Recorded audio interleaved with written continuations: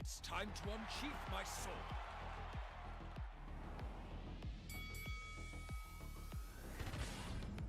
Whisker sharp as fate, I tread them dino.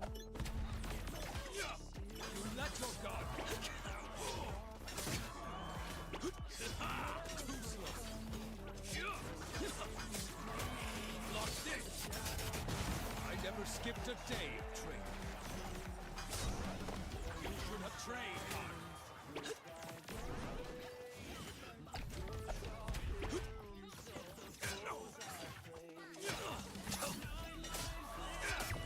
You let your how does that just guillotine?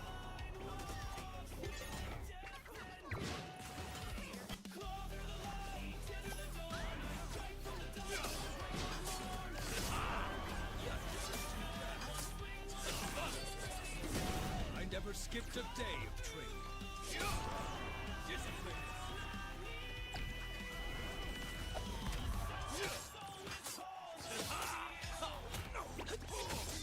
Block six.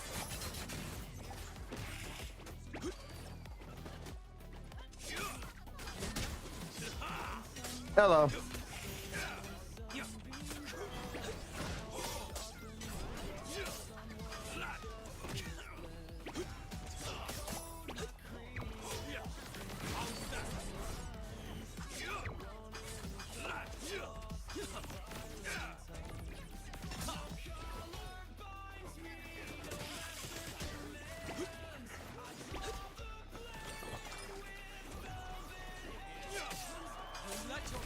I never skipped a day of training. Goodbye.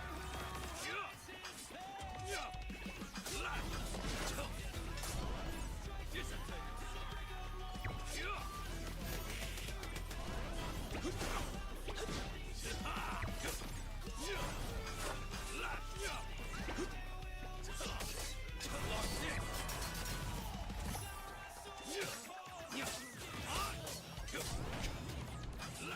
Oh boy.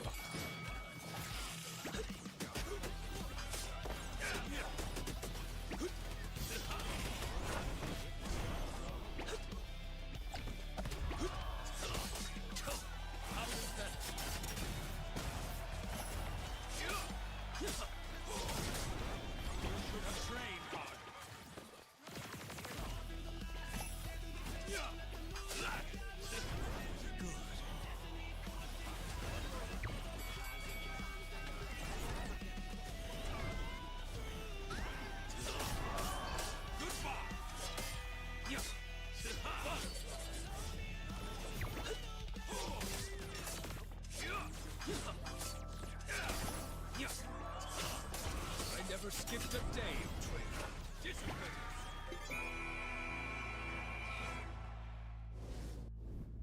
My sword is still as good as new. Yay! That is gonna bring in fucking more trophies. I don't have to use a cat no more. Nice to see you.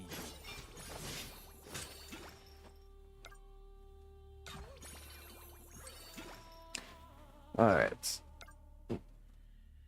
I feel like playing retarded dragon. Tiny claws, big disaster. Wings too small, but he's moving faster. Rolling chaos, tail like a bat, head first to the ground.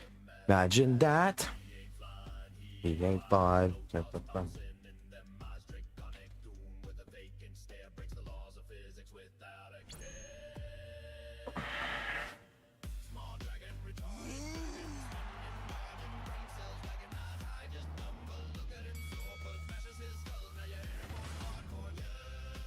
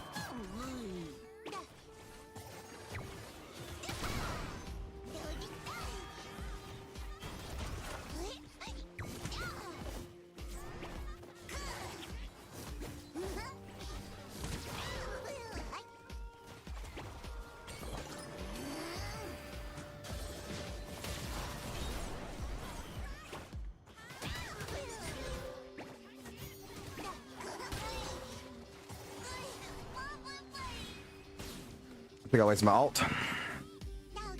Yep. Yep, I sure fucking did. Did you think you could stop me?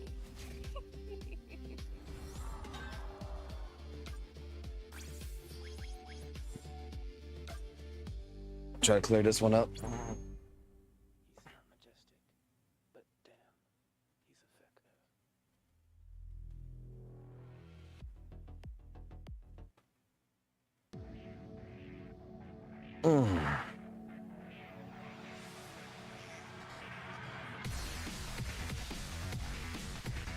Nah, I don't feel like this one.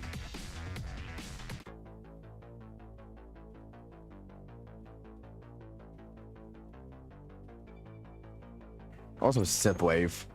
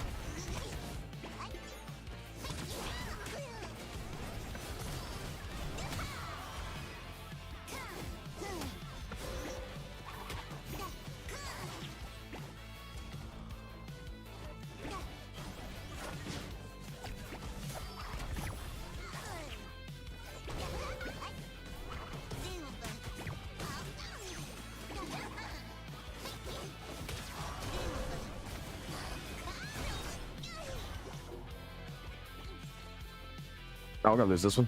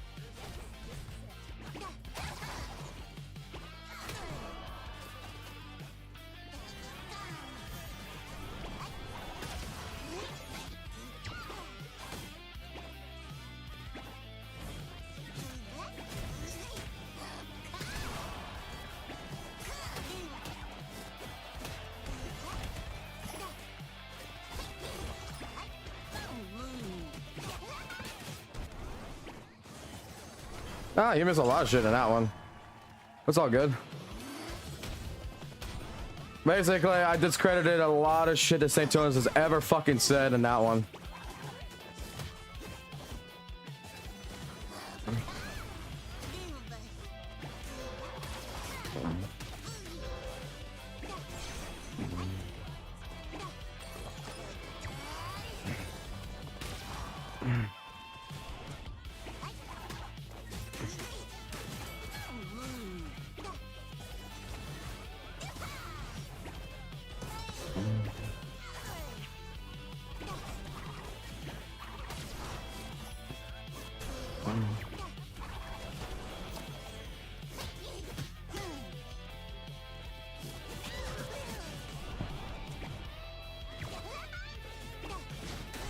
I'm dead. We lost this. I died. We lost.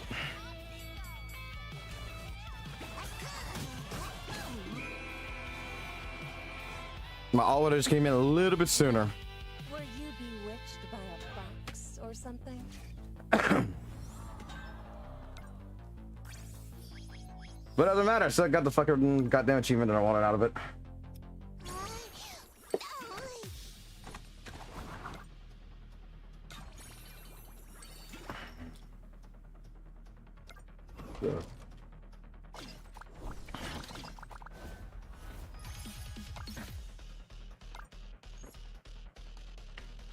Alright, what's the other quest? Win 3 times with Hook Brook.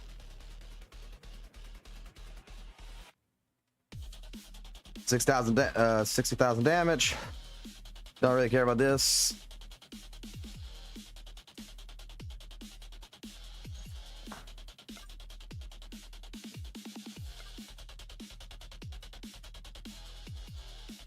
Give me Brick. Where's Brick? Bricky. Here's my Bricky. It's scary to be alone. I'm so glad you're here. I wonder when my I'm gonna do Brick.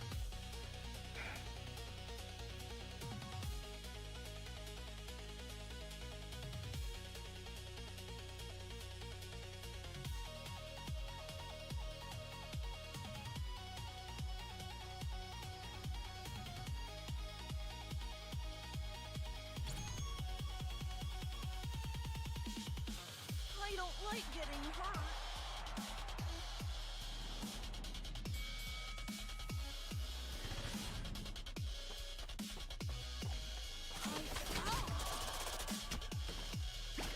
This time, don't come near me. Next time I'll I told you it's dangerous. Don't come again. Sorry, Snow.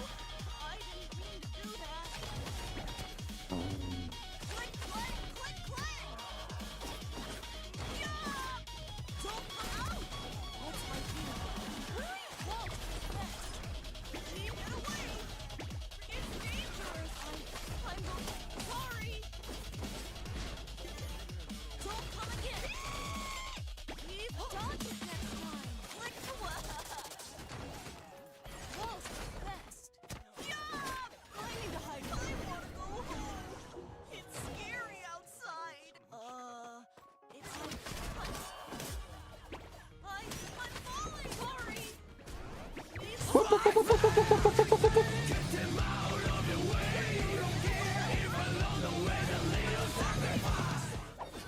sorry. What's my deal? Don't come again. Yeah. Ow! Walt, best. This time, I'm falling. I told you it's dangerous. Don't come in.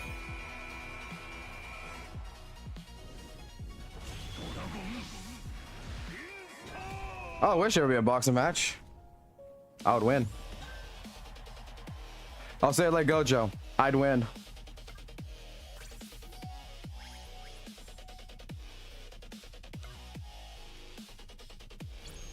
Put your money on Fox.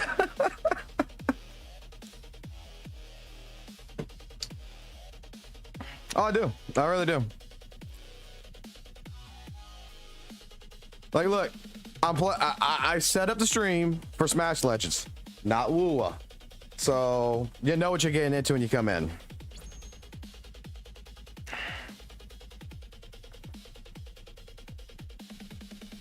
I'm scared. Oh, we're fucked. Oh, we fucked. They got Saul. We fucked. Next time I'll also. Sorry. I need to hide inside. Ow! Next time I'll. Get away! Don't come again. It's dangerous. That hurt. I'm falling. Yeah. I don't like high places. What fuck's sake? Ow! Click, sorry. Shit. Whoop, shit. Fuck you, Saul. Don't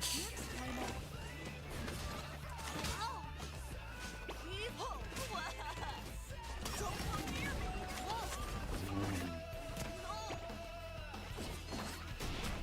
No. I'm falling.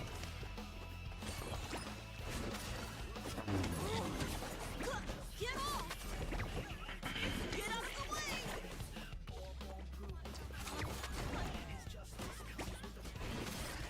Walt,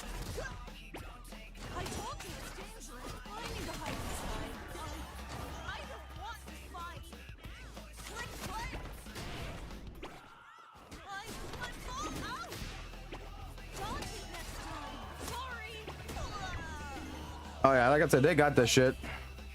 Ouch! It still hurts. Don't come in.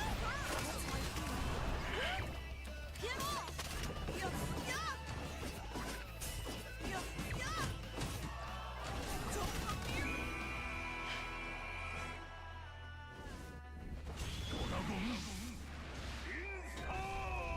Oh, that's never gonna happen again.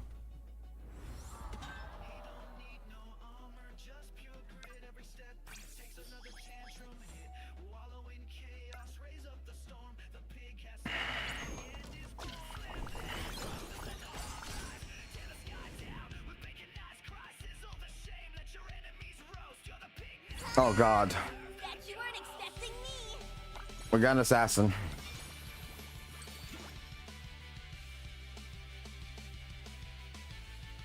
An old pond. You require Let's give me all the ideas in the world. Come on.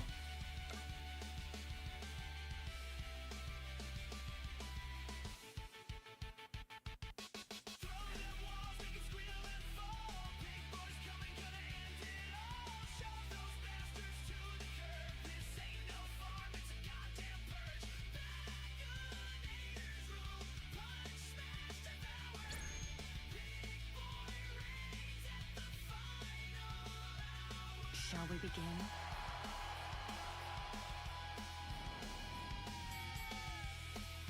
All right. Why is my shit not working? Why is my shit not working? Oh, not this fucking glitch shit. That is easy. Stay. Can you endure this?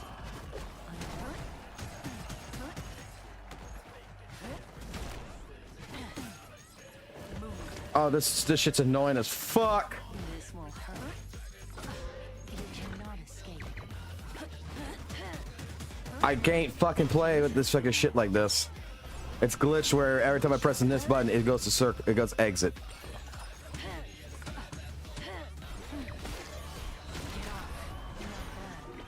But still lacking. Father. Shall we? Step back. Light as a feather. Shall we begin?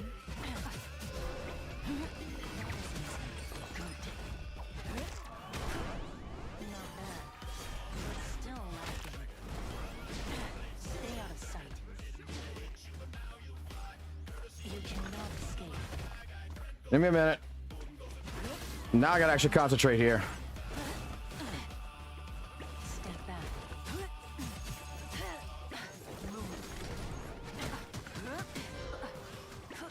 Step back. That is easy. Not bad, but still lacking. Shall I use some power? The power of the enemy. Do you sense it now?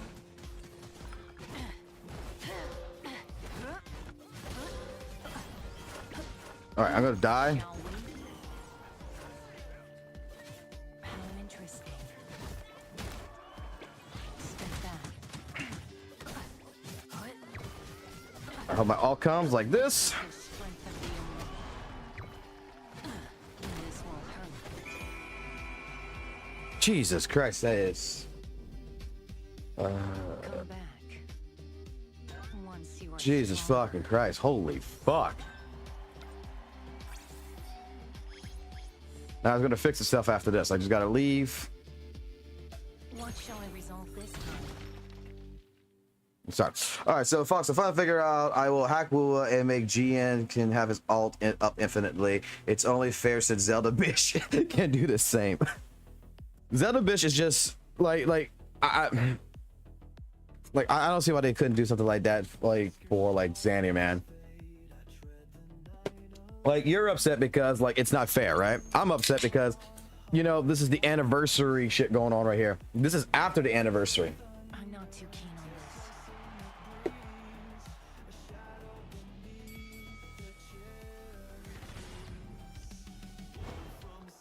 You get it. Damn, my aim right there was sucky. This? That is easy. Back, back, back, back, back, back, back. I warned you. Step back. This will hurt. Gotcha. But still lacking. Got you. You are improving. You cannot escape. Just fuck off her. But still lacking. Take this. Damn, your range is higher than my fucking range. Kind of sucky. Interesting. Yes, basically, yes. They created it to where she could do it infinitely. She could do her all infinitely. You could always be pretty much in fucking all. You like reduces your health by 50% and all that shit. But then you can regain the fucking 50% health, all that other good shit. But yeah, 100%. Take this. Shall I begin?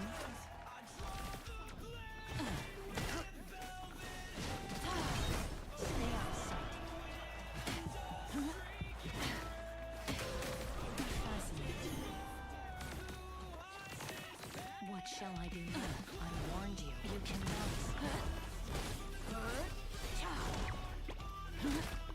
Going somewhere? This will hurt. Move.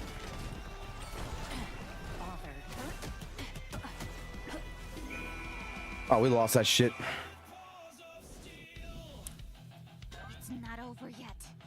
My revenge is.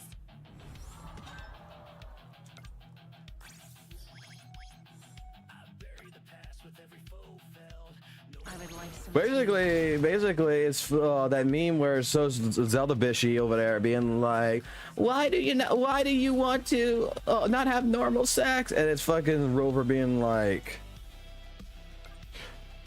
you transform into an 8-foot tall fucking goddamn goddess, and you play like your dummy mommy rolling. You fuck me. It's just for it's people. It's basically people who like fucking what was her fucking Lady Demetru or whatever. I don't know. There's some guys. There's some weird ass people out there, bro. I just want to do my dailies in this game. That's the entire plan.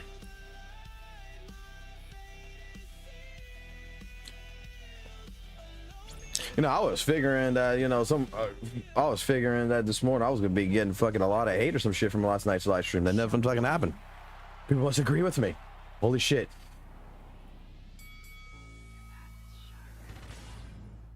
Oh no, we got Japanese people in here. We lost this game. It's over. It's GG's.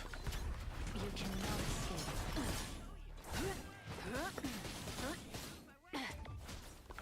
Can you endure this? A costly mistake. How interesting. I warned you. Going somewhere? This will hurt. Not bad, but still lacking. Bother. Step back.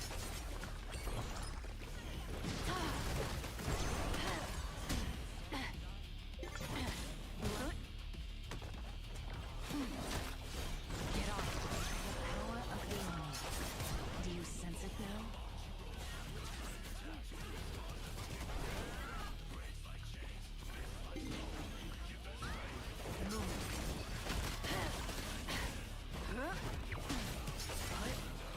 All right.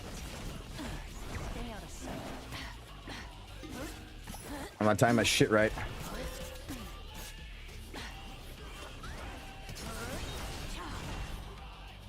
Ah, I didn't pop my ult. No, I did pop my ult. Got interrupted, I guess. Step back. Move.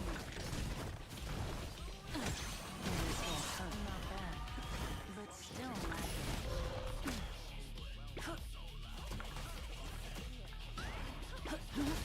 That is easy.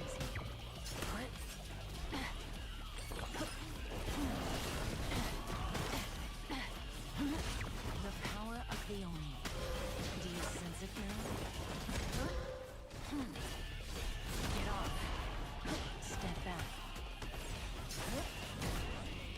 I want to hear it too because it's definitely going to be there.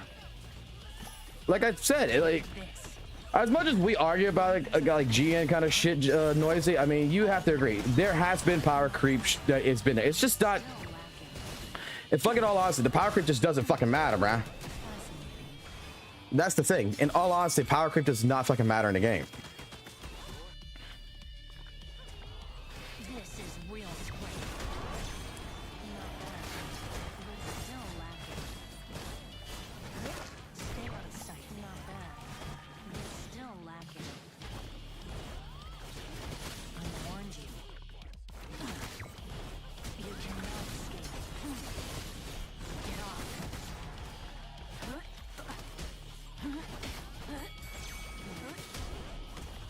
Shall we?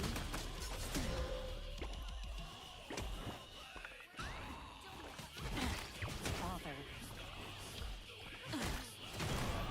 Not bad, but still lacking. Light as a feather. Shall we begin? Interesting. Oh, we lost this. They're good, but we lost. Well, at least I'm not bored. Fuck you, Aladdin, bitch. But hey, I get what I'm at out of that. You No, I have to play Brink. I have to win at least one with Brink, I believe, right? Yeah, one with Brink.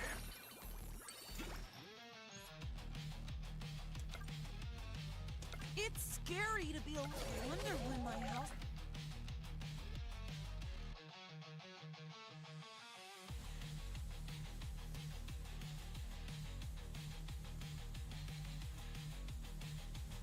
It's 100% over. Like, even like Zanny, Camellia, it's been over for a fucking long fucking time. It's been completely fucking over. It's just that you got too many fucking people out there who's believing one single fucking cult leader. Because that cult leader really does not fucking put time and effort into WUWA like he claims he does. You can tell St. Thomas right fucking now. Fox Soul says it. Getting hurt.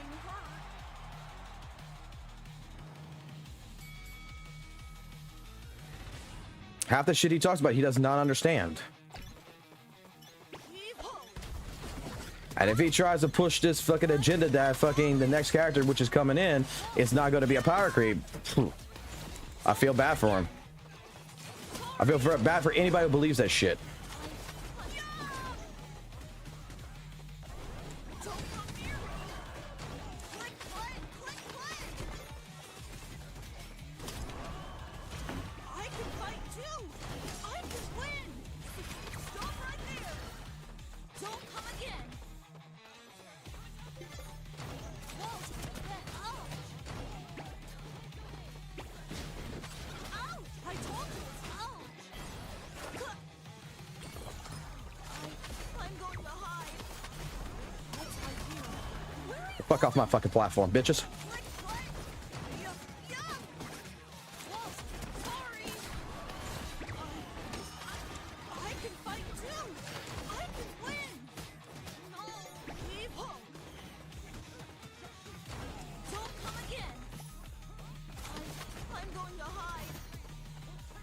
My platform. Click, click. You see over there?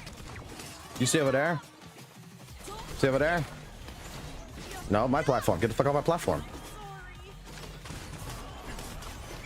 Get the fuck off my goddamn platform. I can do my part too. Now I can play what the fuck I want to play.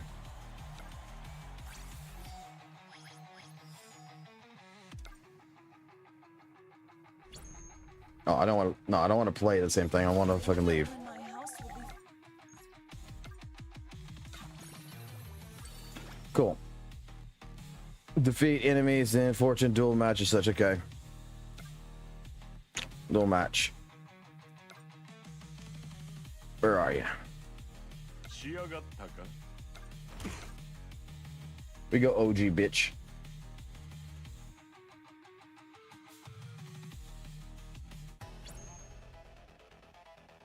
We go OG.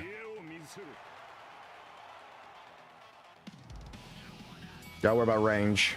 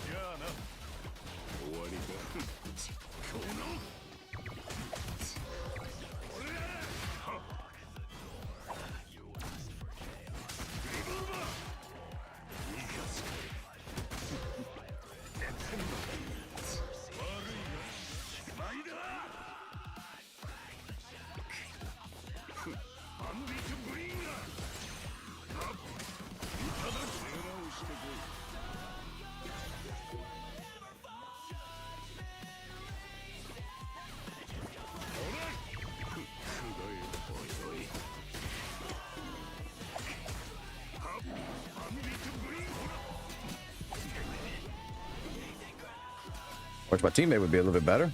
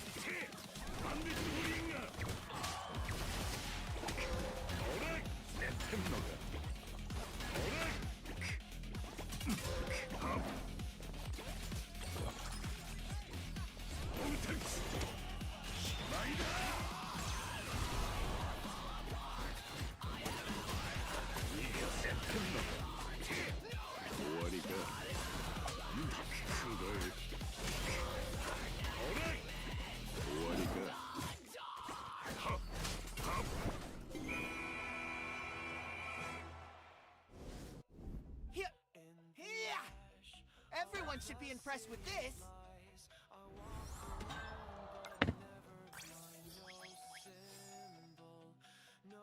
All right, that's done.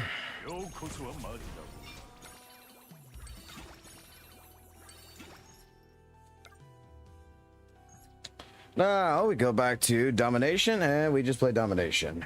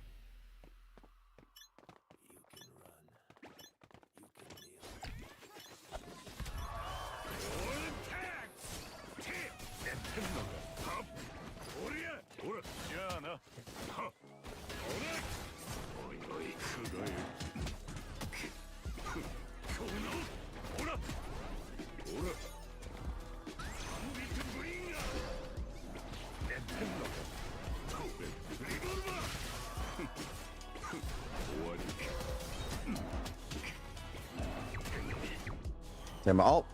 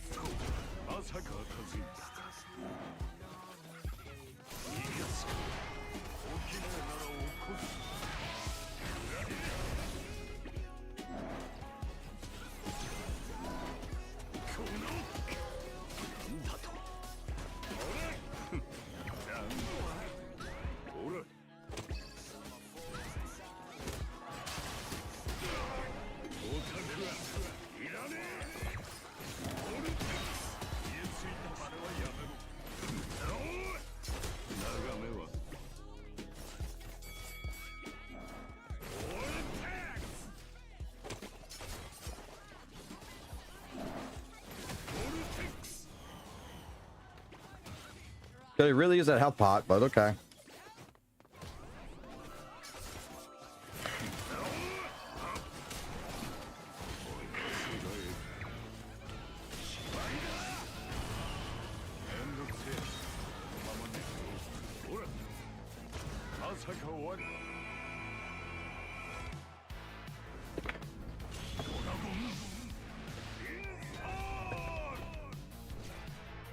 Dude, look, the thing is, Falcon's gonna show its ugly ass all over the fucking place in the game. It's not, you can't do nothing about it, okay?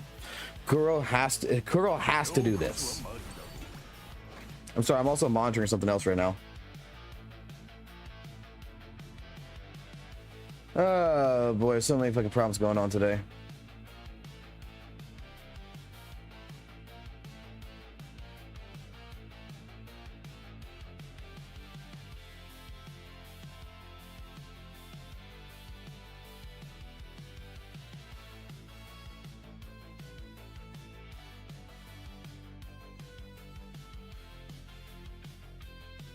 The hell? Karaku, Indonesia? I have no idea. Oh yeah, that's what I wanted to do with Soul. I forgot about that. I want to change something with Soul. I was using this, but I want to change this. I want to try this. I think this would be a better option. We're doing theory crafting. I think that'd be a better theory craft.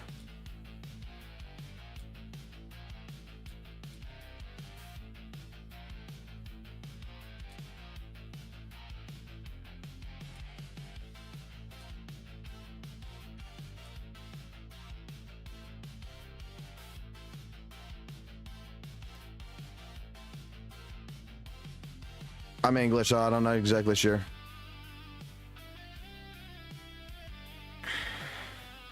I see WUWA in it, so you talk about WUWA.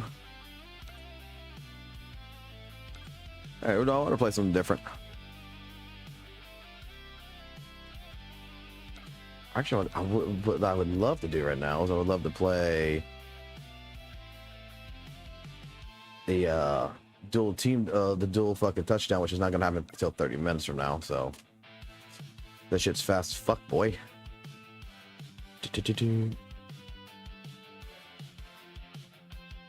thing is, like, talking about like Wuthering Waves, talking about power creep, and talking about all this stuff. It exists. It's always existed.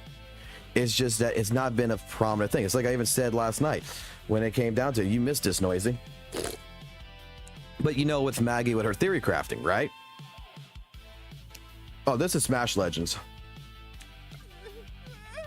Do I want to try you? No, I do not want to try you. An old pond. Where are you at on your road? To get 50, I get 1500. I don't feel like playing that. Could play Jacko. Don't feel like that.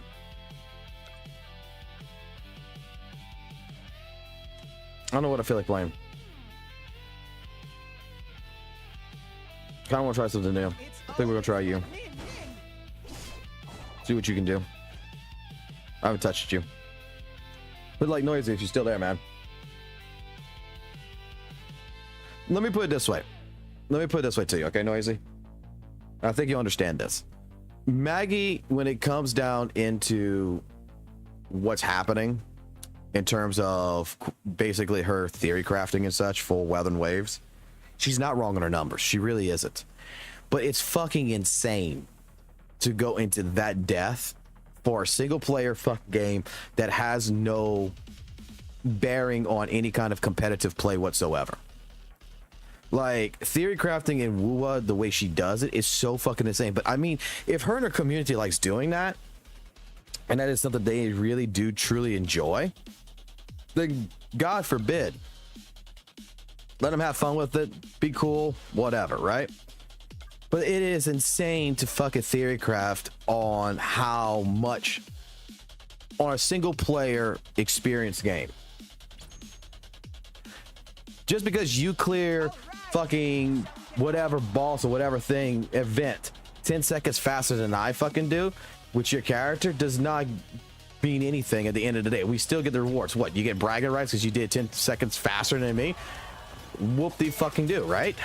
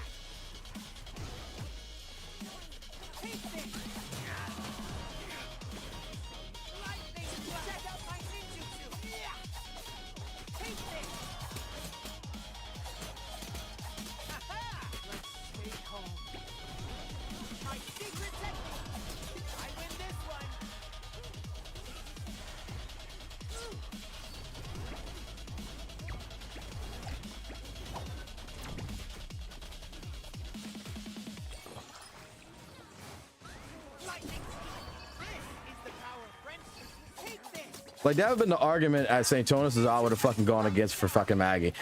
It's not to really discredit her. It's just to be like, yo, what the fuck are you gonna do with this information? Like, what's the purpose behind this theory crafting? Everyone should be impressed with this.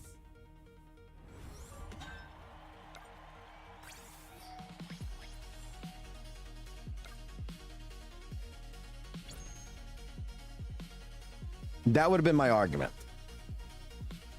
And I think that would have been a much more substantial argument than doing everything that he does. All right. Because her numbers aren't wrong.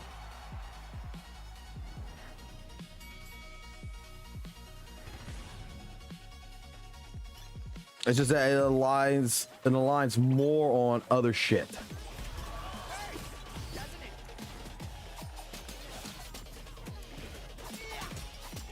Check out my ninjutsu lightning. How's that? How's that? I told you I'm tough. Yeah.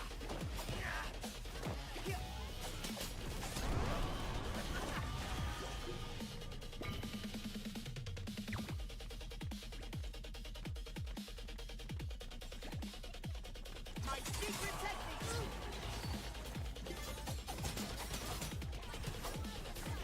Lightning. Check out my ninjutsu.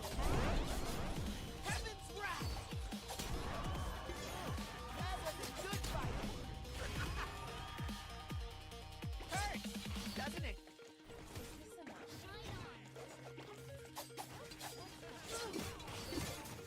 Yeah. My secret technique. Yeah. Lightning strike. Check out my ninja. Yeah. Yep.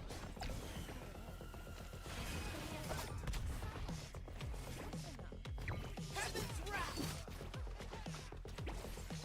Ninjutsu. I must protect the people. Character's fast as fuck, boy.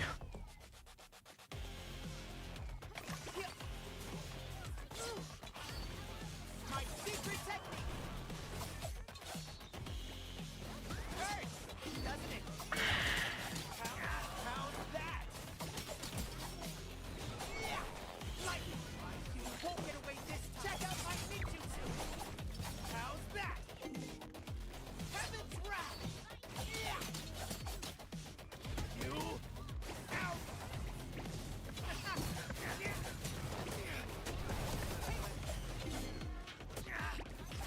What do you think of my skin?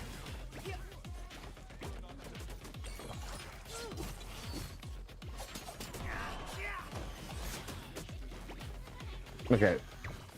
Check out my ninjutsu. Hurts, doesn't it? I got off the point. That's my fault. Thank you. Claire is so happy right now.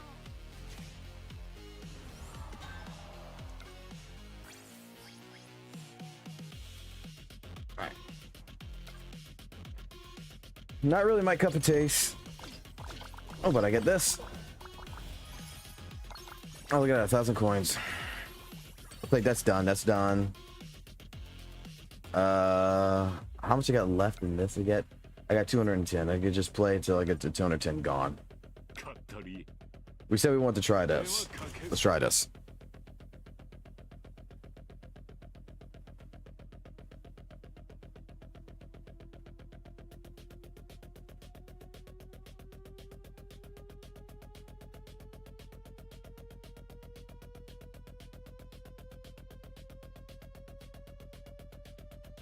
I mean, I can talk about it on VC. I mean, I don't know if you want to be on this shit. You got your theories. I mean, do you? Because you typically don't want to be on a live stream.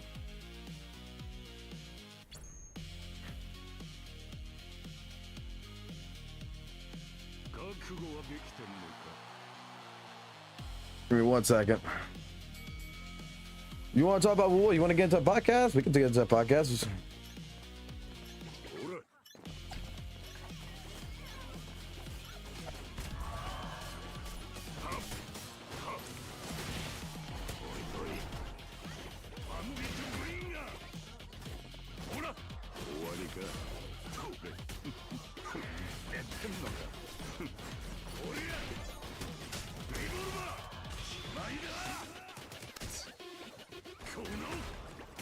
Boop, boop, boop, boop, boop, boop, boop.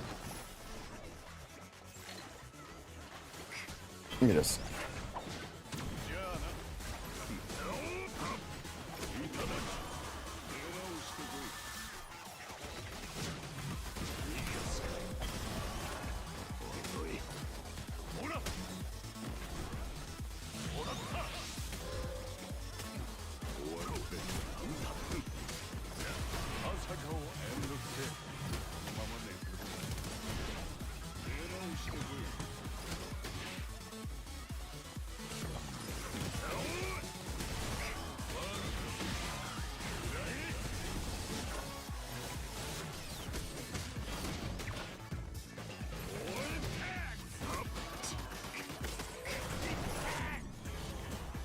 Oh, they took the GG soul out. GG no fucking re.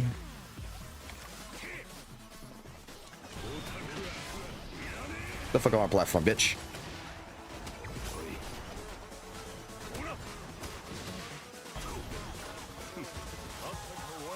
The bomb is not as good as I thought it would be.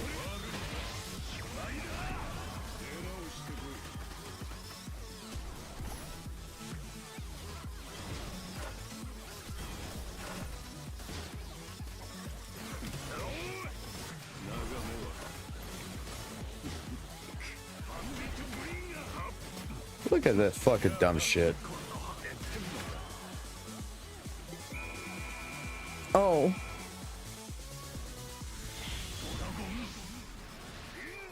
Smell my nuts, motherfucker.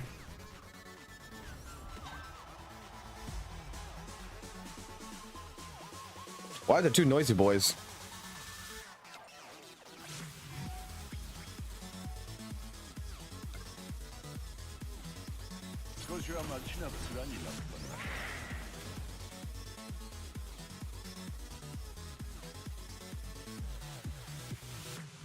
Shit, I don't even remember what my fucking Discord is.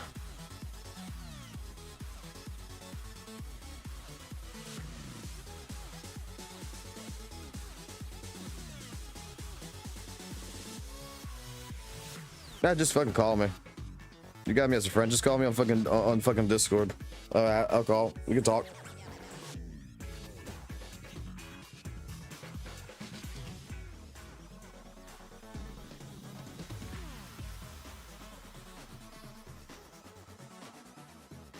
Nope, he does not. He's completely Japanese, motherfucker. All right, let's get into this. Let's get into this talk about WUWA. Sir Noisy.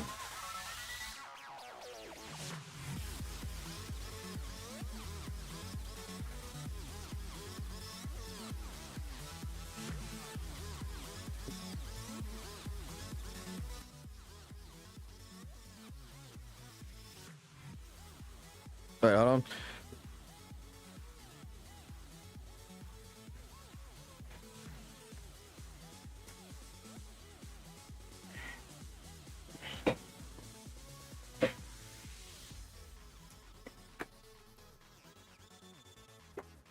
All right.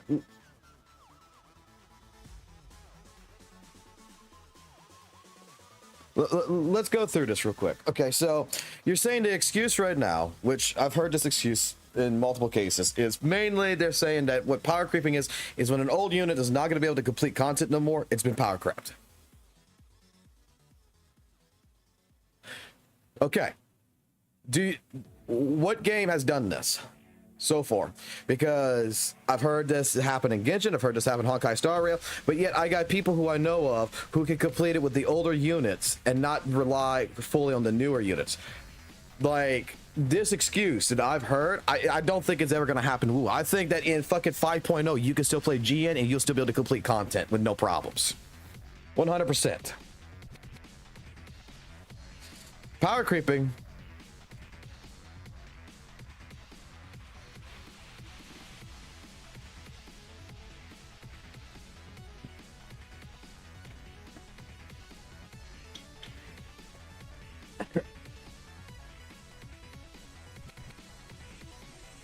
The thing is, you play you've played like Dark Soul games and everything else. You've played games with DLC in it, I'm pretty sure, right? Is that not considered a power creep when something new comes in that is slightly unbalanced compared to what the original content was?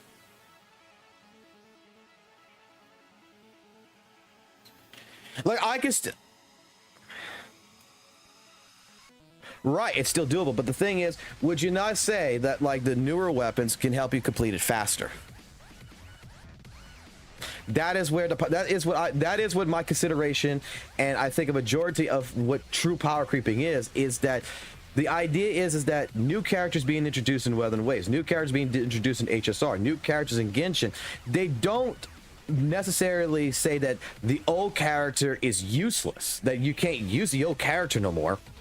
It's saying that the old character is now a manual transmission fucking car. The old character is now pretty much, you know, it can still complete content. It's just not going to complete content as fast as the new characters. So why would you play HSR? Why would you play Genshin? Why would you play Wuthering Waves with the old characters? And here's the question, and sit there for an additional 3 minutes to go ahead and complete whatever event, whatever, you know, mode there is, where the new character can do it 3 minutes faster. It's not saying that the old character can't complete it. It's just saying the new character can just do it a little bit faster and a little bit better. In WUWA, the one good thing, in my personal opinion, is that it's a slope. And the slope is a very steady slope. It's always been since fucking 1.1 till the present, to where it's gradually increasing. The new character coming in is going to break this fucking mold, but since WUWA's released till now, it's just been a slight increase. But yet what Kuro's been doing is they're using echoes and everything else to rebalance characters like Jian, Chang-Li and stuff like this, to make them still more, you know, clearing this thing, to clear this faster. Because let's be completely honest, without the nightmare echoes, in all honesty, and you having to activate an echo, transform, lose all that fucking time and everything, the nightmare echoes, everything else has been added. It's only right now benefiting the older characters to make sure they can clear it a little bit faster than they used to. Like,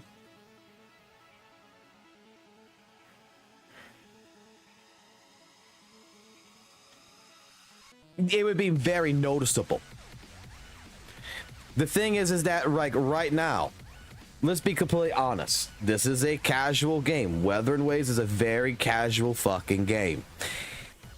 The casual player who is not you, who is not me, the one who actually spends 15 minutes, gets on this gacha, plays, gets off, plays the next gacha, gets off, plays the next gacha, gets off, and goes about their life and then comes back the next day, does not fucking see the power creep.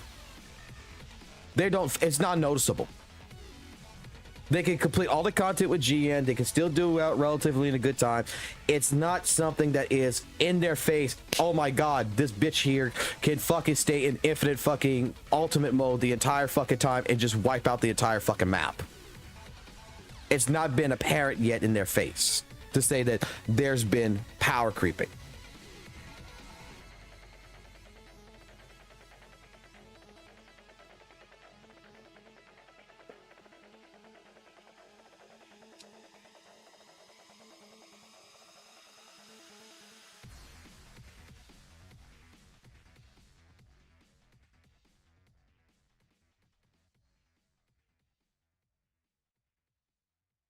No, they did. Oh, it is.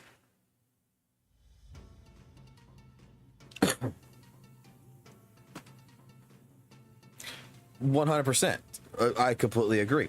That's why it's not an apparent power creep. The power creep doesn't. But the thing is that the power creep does exist. GN has been power crept. Genshi has been power crept. They all have been. It's just that it's not noticeable.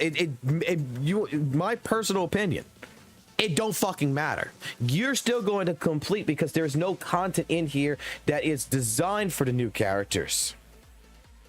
There's no content in here that actually tests your limits with your fucking GN to go ahead to see the fucking power creep. It's irrelevant.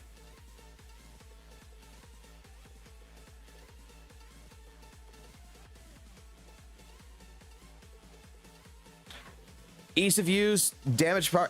There's different forms of power creep. This is what like the entire thing that like I've been saying for the last couple of days. It's you and I had this argument back at 1.4 with Camellia,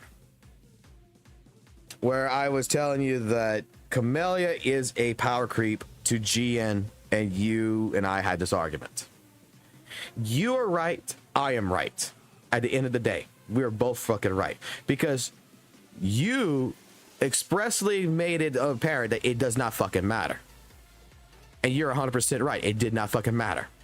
You're able to do everything you need to do with GN, and you fucking proved how much fucking damage and everything else you could do with the animation canceling everything. You optimized fucking GN's fucking full heavily.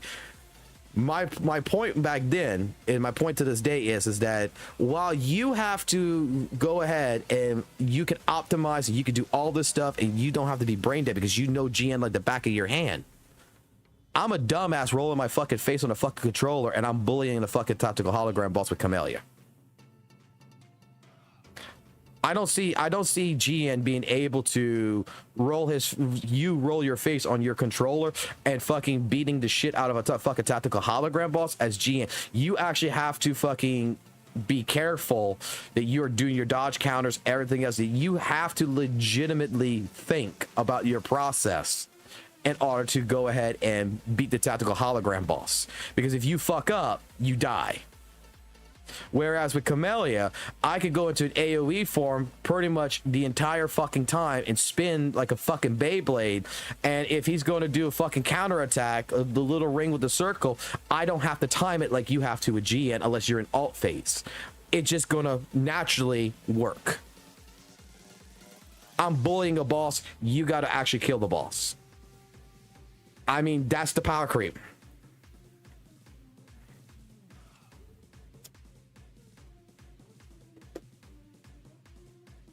Oh, dude, I know.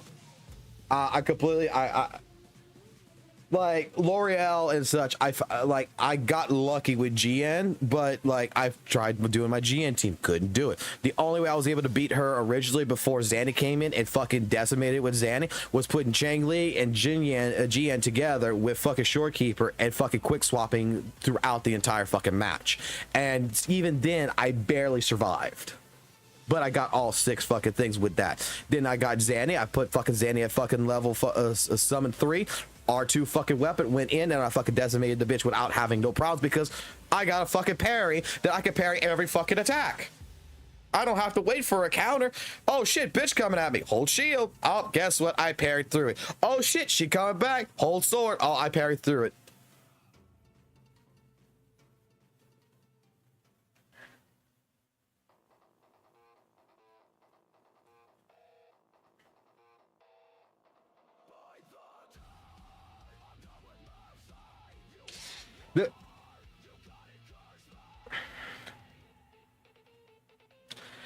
Right, and you see, the thing about it is that the content, how everything is designed, we're, in all honesty, you're really going to see the power creeping more with the tactical hologram bosses than fucking Maggie going into the fucking tower and trying to show you a fucking against Infernal Rider fucking tower adversity over here. You're not going to see it. Because it doesn't fucking matter. Like you just said earlier, you agree with me. The tower adversity is piss ass fucking easy now compared to what it used to be, especially with the new units. Like there's no change to it. The only time that the tower adversity was even somewhat a challenge was the fallacy of the fallen. When he came in at 1.4 or whatever, and they did the fallacy of the fallen tower, that everybody called him no rewards, the fallacy of no rewards kind of shit. It's because he's flying all over the place and he's making sure he's wasting your fucking time. You have to kill him within a certain time. You have to. There is no ifs, ands, but if you let him fly, you fucked up.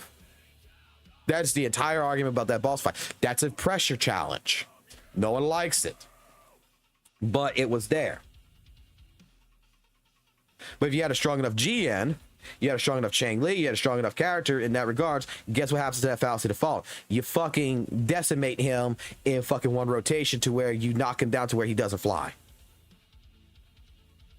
You have to put your abilities into play there.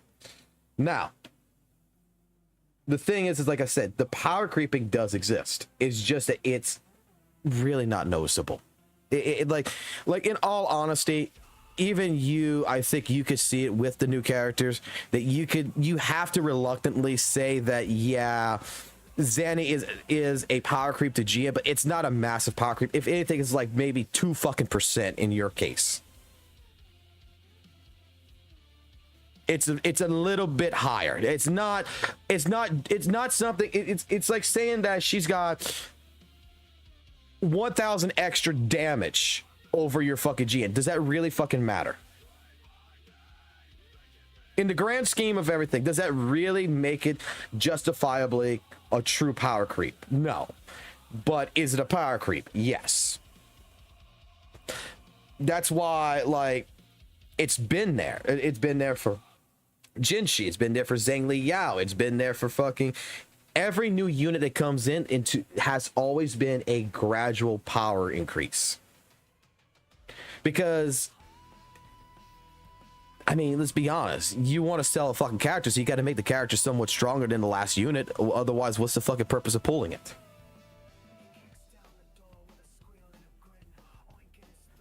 I'm just...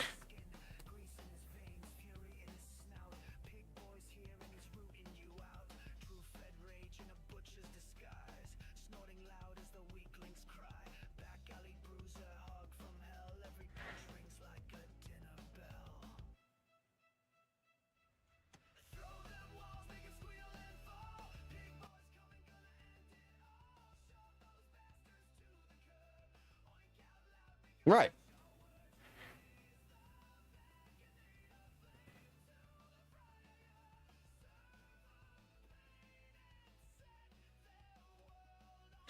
The thing is that I'm gonna go open a WUWA. I'm gonna open a WUWA so that way I have visual referencing for myself.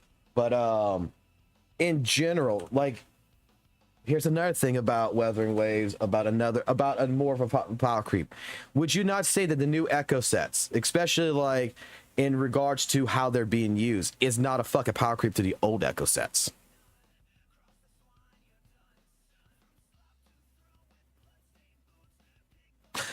Exactly. No. And the new set that works for Zanny gives Zanny spectral damage plus spectral fragile damage. It's 2 damage types that goes in together. Plus, depending on which fucking echo you have a top on and everything else, it increases her fucking heavy attack damage.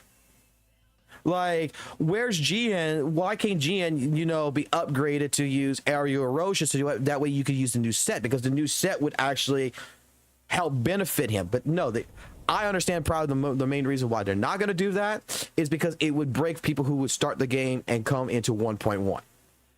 Play it at 1.0, go into 2.0, go into 3.0. If there's a person who's going to start from the very, very beginning, it would break the fucking game. Because it would be, let's be honest here. You play GN, right? So remember how you used to play it when 1.0 came out to 1.1 when we first started, how great fucking GN was and how strong GN was? Think if GN would have a brand new echo set that you could start off at 1.1 again, that legitimately fucking increased his damage even at level fucking 20 to fucking be fucking 10 times fucking stronger than he was before. You would just fucking destroy the content.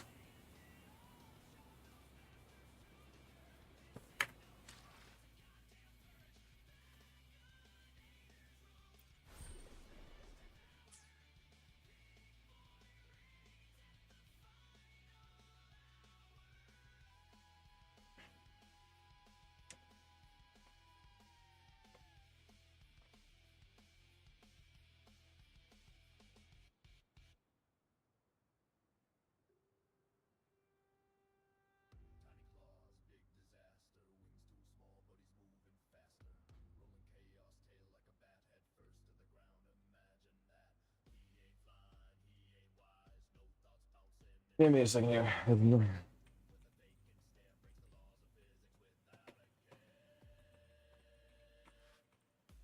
Fuck, area erosion is dog shit. Why would GN ever want to have area erosion? The whole idea behind area erosion is you set up a 5-star support 5 thing and make it work in with because like encapsulating what the new character is going to be doing, the new character is going to have 5 stacks of aerial erosion, plus it's going to have fucking over 40% aerial damage is going to be on top of that, and it's going to be an alt phase, and it's just going to be fucking stacking that shit. So it's going to be fucking using as a debuff and increasing its aerial damage to where it's going to be the new aerial DPS. The fucking Zelda bitch is going to be a massive fucking power creep over GN as an aerial DPS. Like 100%, it is going to destroy the idea is you go into alt, you fucking put all your stacks on, and you're gonna get 100% aerial damage on top of everything else you got, and you can rinse and repeat, and everything on the stage is gonna die. If that's what the kit actually is from what we read in the leaks last night, that fucking character is fucking god fucking busted.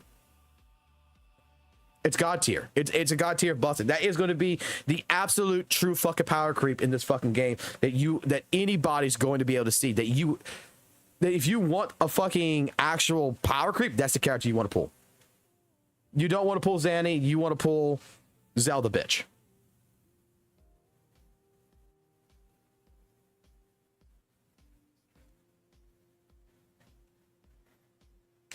What?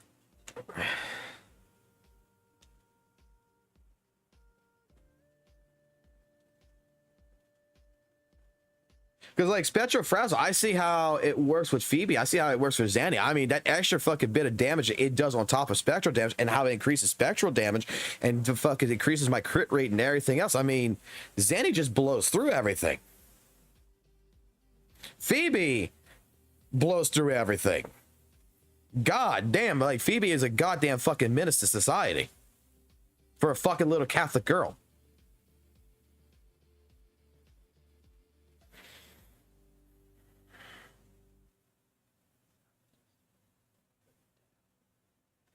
Like between things, like right now we're talking about the state of Wuthering Waves. That's how I want to do this. I don't want to talk about just power creep. I want to, since we're doing a podcast, we're discussing this, we're having this conversation. I changed this over to WUWA. We're not playing Smash no more. I think as we can have this conversation, I think you are as intelligent as another person, and you disagree with me on a lot of different things a lot of times, but you have to admit that the state of WUWA and what has happened in WUWA and what's going in, come on, by fucking 3.0, by 5.0, by, I mean, 3.0, 4.0, 5.0, all we're going to see is just is power creep. Like, what is your predictions?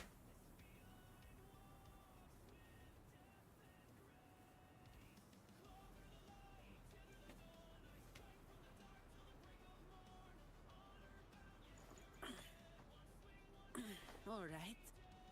Yes, 100%. It's flashy. Let me put it this way. You're having the same contentment and argument that I had with Guilty Gear Strive from Guilty Gear XR. Okay?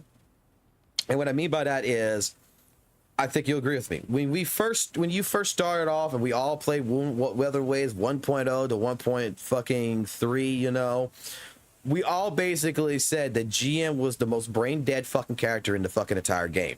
Because with the mechanics of all the characters and how it was working at that time period, GN was legitimately,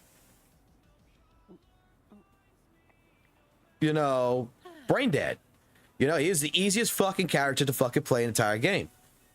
And with the introduction of newer characters coming in and everything, let's be completely honest, these newer characters have become easier than fucking GN.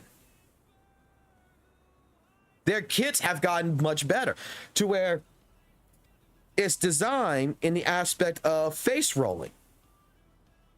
You can legitimately play Camellia, Carlotta, Zanny, pretty much any of the new cast, Brant, and you don't have to fucking think.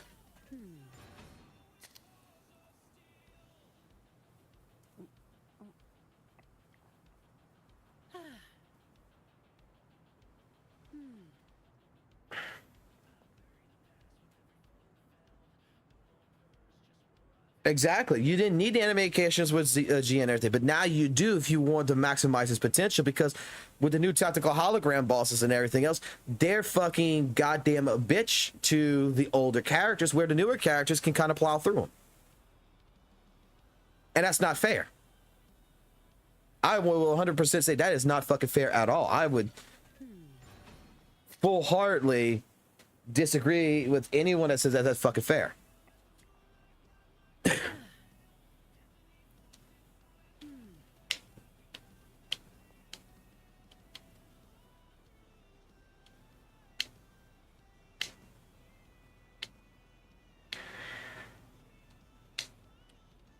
I think for GN's case, with GN, in order to make him come back for a little while at least, because it would work, it would benefit him. Same thing for Jinshi, to make them actually have a comeback, is you need to provide them with an actual fucking sub DPS that is for them.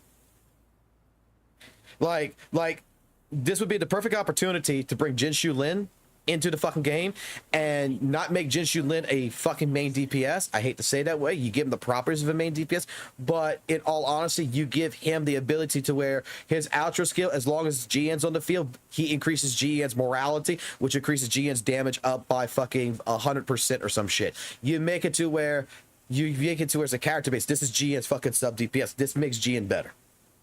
Jinshu Lin would be perfect for this. And then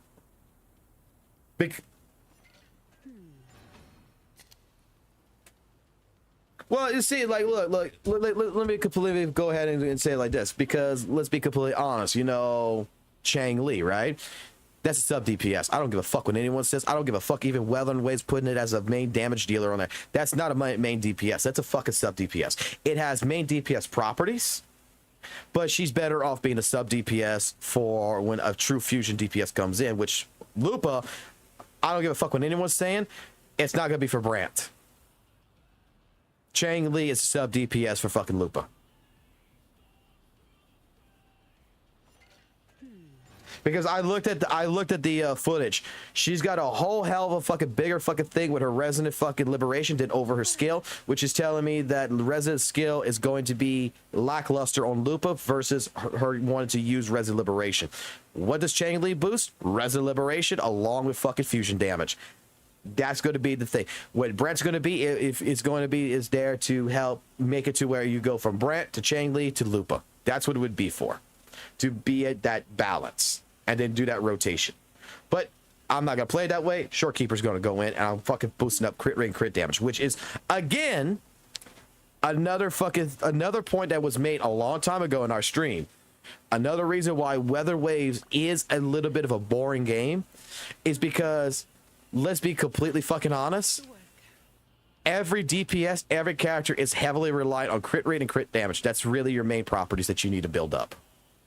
You're not reliant truly with GN to build up heavy attack damage to most, or worry about anything with aerial damage. You want crit rate, crit damage. You want to make sure you're hidden like a truck. And when every character builds that way, it kind of gets boring.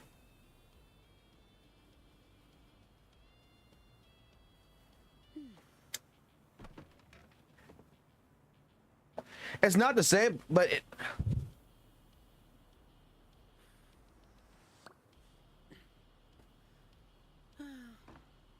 like, the thing is that what I'm saying is that every DPS that I have gotten in this game builds basically exactly the same.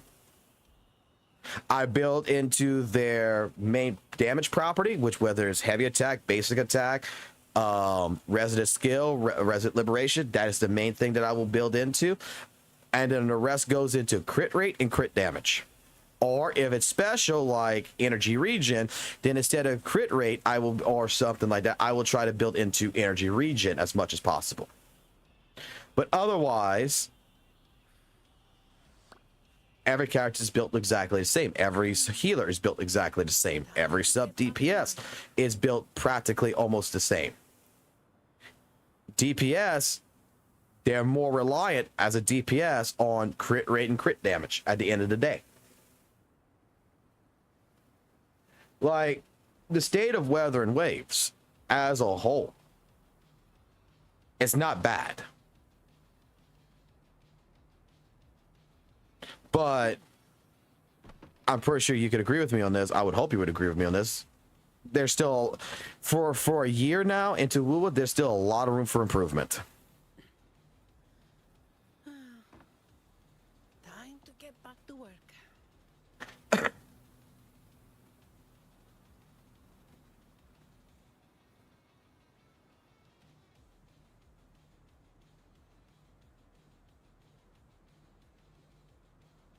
Wait.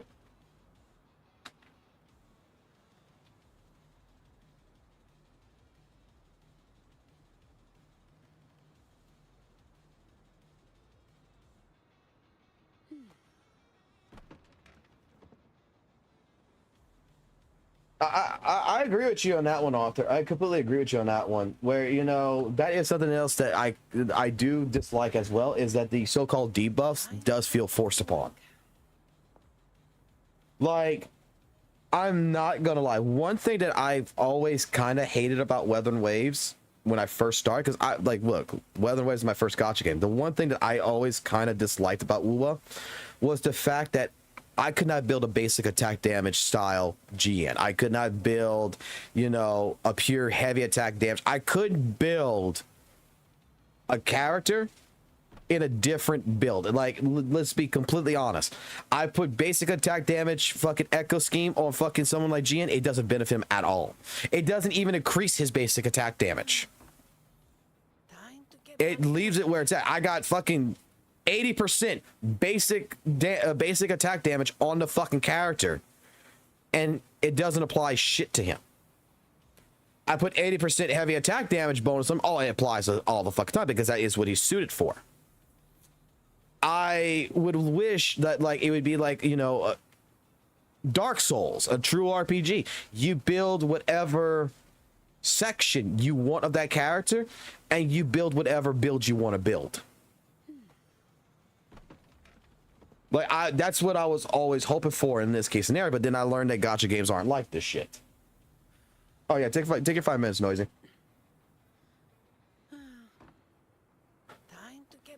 To me, that is one problem that I hate to say it this way, but Devil May Cry Peak of Combat fixed that shit. Devil May Cry Peak of Combat had that ability to fix that, and they did it day one, which is, if I want to make fucking a crit rate, crit damage fucking Virgil, boom, I did it. But then I realized, well, fuck the crit rate, crit damage. I want an energy efficient fucking, I want to sacrifice my crit rate and my crit damage on Virgil to make him more energy efficient, so that way I could pop alts over and over and over and over and over to where I could do fucking, as soon as the meter's built, my alt's already going to recharge my meter and I could pop my alt again over and over. So I built a Virgil in Devil May Cry Peak of Combat that was completely designed to keep doing Judgment Cut infinitely. That was the entire design. Everybody else is building Virgil as more of a crit rate, crit damage, to where they want to make it to where one Judgment Cut really hurts, and it's going to take them 20 seconds to 30 seconds to rebuild Judgment Cut up to redo it again. My Virgil was designed that as soon as I do my first Judgment Cut, I could do 5 more.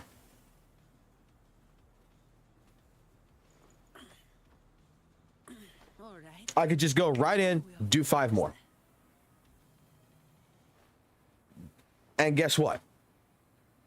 I had the ability in that game to design my character differently than anyone else's. Here in WUWA, again, one of the things that I never liked about it is I'm stuck really building one route. Here's the route. This is how you got to build it. The only customization you got is you could change the team members. But otherwise, your echo scheme, you have to build your echo scheme based upon what it tells you. Like, I got to make sure I got crit damage, crit rate, heavy attack damage. I put basic attack damage or defense and shit. That's useless. Energy regen. So it tells you now. It even tells you what you have to have. It's not saying like, okay, well, if this right here, what if I want to make it to where I have more energy region to build up an outro, so that way I could do more outros as GN, as Camellia, as Zanny, to where I could build to where, yeah, I don't have heavy crit damage that fucking kills a boss in fucking like 2 rotations, but I got so much fucking ability to keep going into alt that I can stay in almost alt, you know, permanently. Or I can make it to where my basic attack damage does more fucking damage than my heavies and shit, to where I want to make it to where I crit from just basic attacks and not just from this other shit. Where's the customization? Like, that was something that I was hoping that by now might have been implemented, is to give people more of a customization rather than anything like, here's a fork in the road, you decide how you want to build your character. That way people can discuss their builds. Otherwise, the conversation is, okay, you need to have these echoes, you need to do this, done deal, you can't do anything else. This is your choice of echoes, this is the route you take, and there's nothing else you can do. That's it.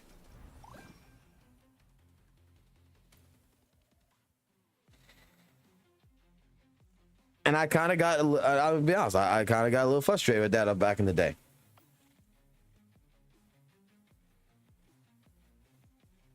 Fuck, I'll support you.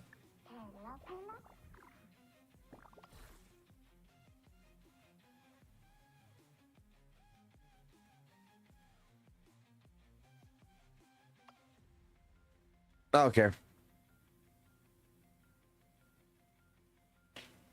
Like, the state of Wuthering Waves is that, like, legitimately,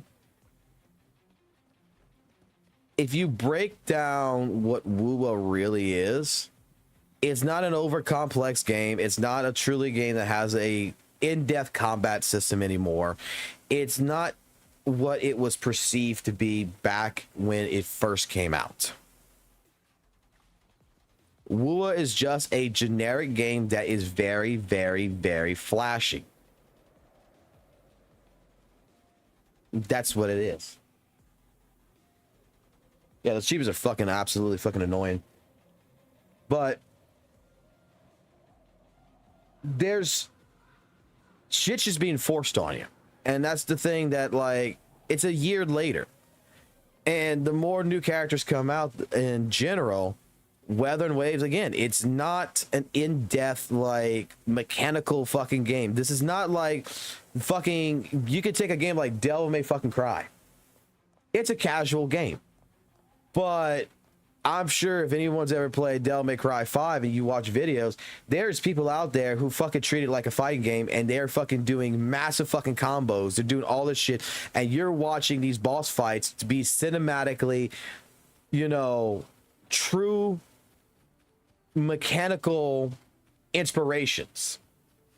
That the technical depth of the person playing the game legitimately is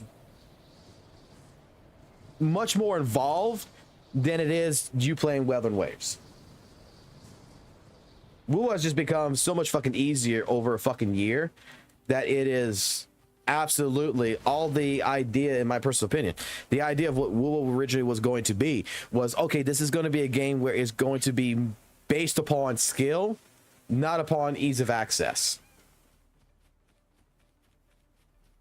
Once you hit level fucking, like, what? I'm not sure if Noise would agree with me, but I would say once you hit like level 70, that skill level, that idea that this game is based on skill goes out the fucking window.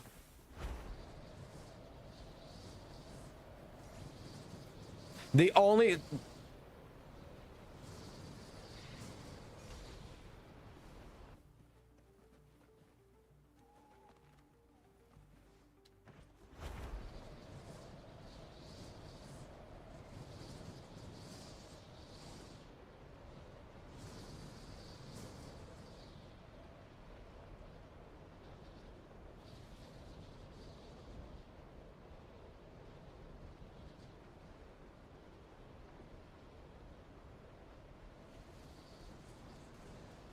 Oh yeah,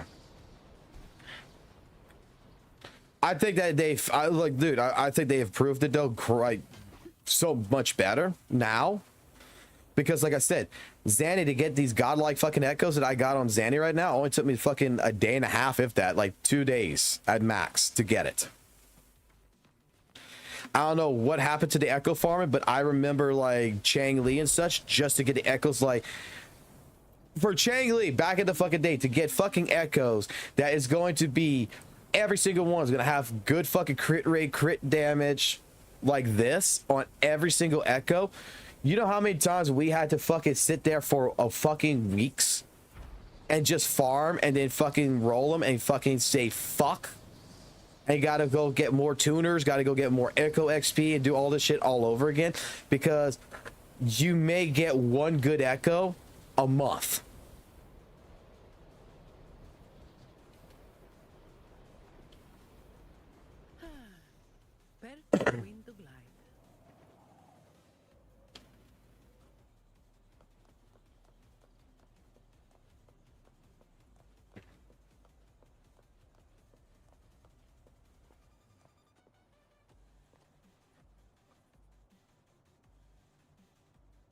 Yeah.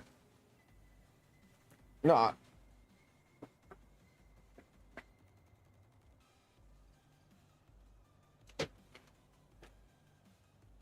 Like, no, is it? Yeah. No, no, I think I've proven so much that when I fucking, after the Chang Li incident of fucking trying to get her the best echoes because that's my waifu and everything else, that you've seen it, everyone who's been in my streams has seen it. I don't give a fuck what my stats are or my echoes. As long as they're somewhat fucking good, I don't fucking care. I really don't care. How many times do you guys be like, man, that's a shitty echo, you need to re-roll it? I got HP, I got 2 HPs and a fucking defense, and I got like 1 crit rate on it. And the echo's useless. The echo's a piece of shit. I could definitely fucking roll a better one. And I say, I don't give a fuck. I leave it like it is. Because the content in the game is not hard enough for it to force me to fucking manage my echoes. It really isn't.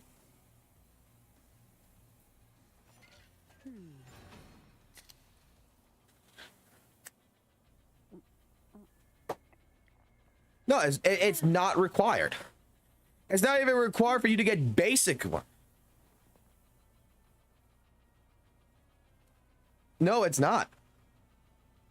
Like 100%. That's where like the proof, like all this shit that people are trying to say, it's not necessary. WUWA is not that, it's not that technical, and it's not that hard of a fucking game. The thing is that you want the best echoes you could possibly get in the beginning of the game. In the very fucking beginning of the game, when you're first starting out and you're only level 5, going to your level 20 UL level, going to your level 30, going to your level 40. Yes, you want to get the most best possible fucking echoes you could possibly get, because it is a significant power boost to the fucking character. Once you hit true endgame, echoes actually don't fucking matter no more.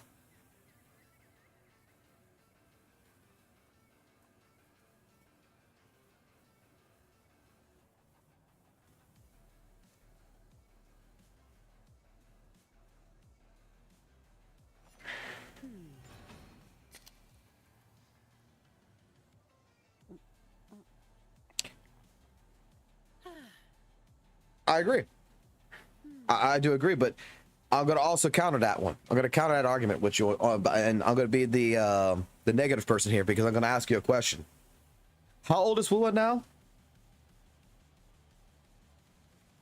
It's 1 year old. It's 1 year, right? It's 1 year old. And it still hasn't produced any content that's actually that fucking extremely hard to fucking constitute that.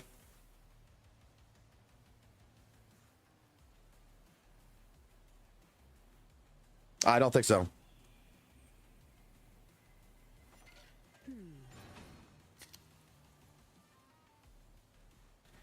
The tactical hologram bosses is more designed for your builds, to test the ceiling level of your builds.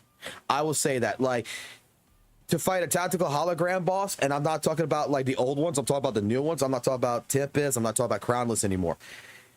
The new ones in the other one, Laurel, fucking Zelda bitch, fucking Dirge, which I fucking hate fucking Dirge with a fucking passion. Those fucking echoes, yes. Those tactical hologram bosses, your echoes are going to matter into that fight. If you don't have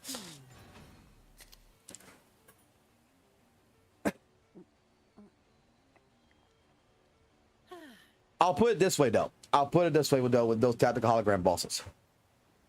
For a casual, echoes are going to fucking matter. That's what I need to correct myself. For a casual player, that's where your echoes are going to matter.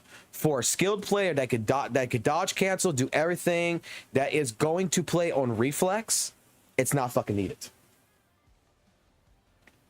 They could just throw on fucking 5 echoes, whatever the fuck they want on it, and they'll give a fuck and just go do the tactical hologram boss. They'll still beat it.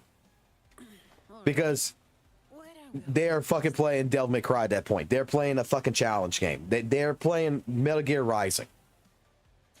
But for the casual player who is not good with reflexes, that's playing on mobile and everything, that's where your echoes are going to matter. 100%.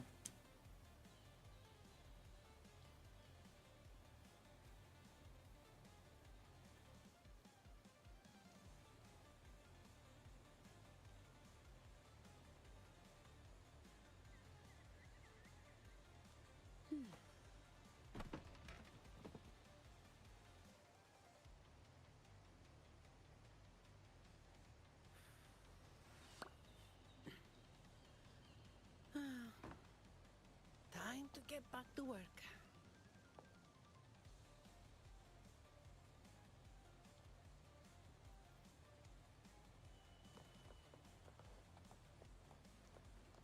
Let me put it this way. I'm not sure if you played fighting games and if you played beat 'em up games. Which, basically, you can... Okay. Have you ever played like a beat 'em up game where, you know, like Double Dragon, where you go walking around and you're beating up a bunch of enemies on the screen and you move on?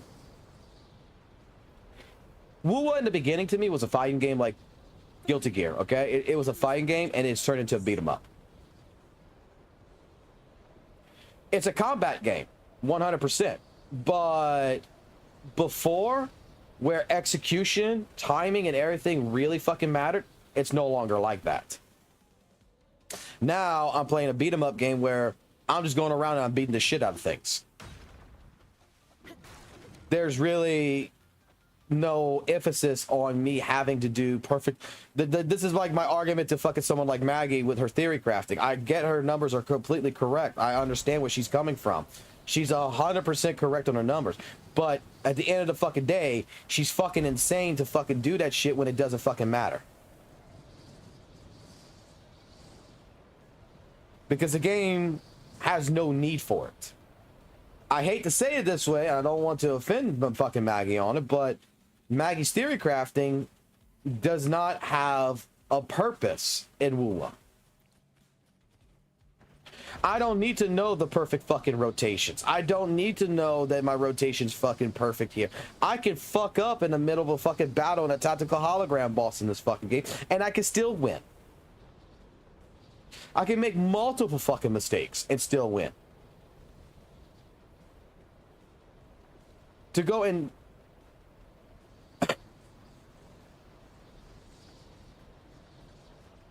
You're right. Whereas in the beginning, when we first fought like the tactical hologram bosses and everything else, when the game first came out, I'm going to have to say it like this. WUWA lied. And it did it fucking great. Because we did not notice it. WUWA gave the persona that this is completely skill. This is a challenge. And, you know, we're looking at it to where it's like, oh my God, this is like legitimately a hard fucking game. And over time, that difficulty goes bye-bye. And there's no more coming back to that fucking difficulty. The newer characters, when they got introduced, made it even worse. To where, yeah, skill is no longer involved. It's Guilty Gear versus Guilty Gear Strive. If you're a person who's ever played any of the original Guilty Gears, any of the fucking Guilty Gears in the past, you know it's a very heavy executional based game. You have to have perfect execution, because one mistake in your execution, you're fucking dead. Especially if you're playing characters like Chip, Melia Rage, and stuff like this. You're fucking dead. You have to make sure that you're in practice mode and you're learning all these executions. You're getting all the timings. You understand the difference between a light body type, a medium body type, and a heavy body type, and the timings that surrounds it. You need to understand all of this in order to be able to perform proper execution. Guilty Gear Strive comes in. They take all those elements completely away, and they say, hey, look, you're a casual player. You know what we're going to do? We're going to make it to where when you throw a fucking character, you do 1/3 their fucking, you do 2/3 their health bar. 2/3 of their health bar from a fucking throw. With these characters. We're going to make it to where you could do more than half their health from one fucking super. Execution no longer fucking matters. Go have fun. Now it's all about footsies. Because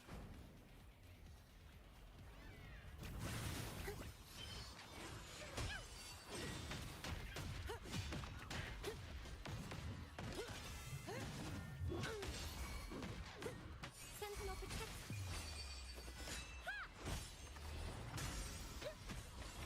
I call upon No the problem. Sentinel.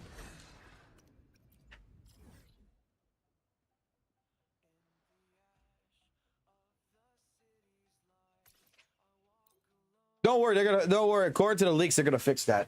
Even though it's rumored leaks, they're gonna fix that problem. We're gonna get what's called.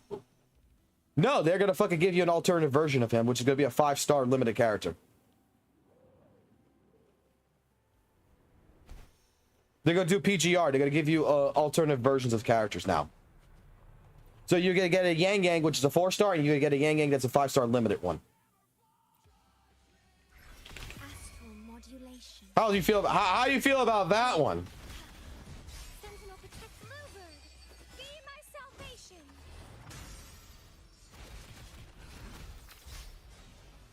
Purify, repent. Path is arduous. Because technically it is illegal. Knock some heads around. You can't nerf or buff a character once it's technically released, because that's not what you paid for.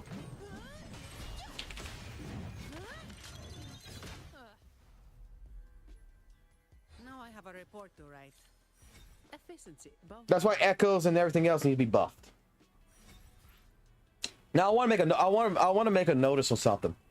You and I are talking, right? I think this is the perfect example. You and I are talking. I'm fighting the Crownless right now, right? I'm talking to you.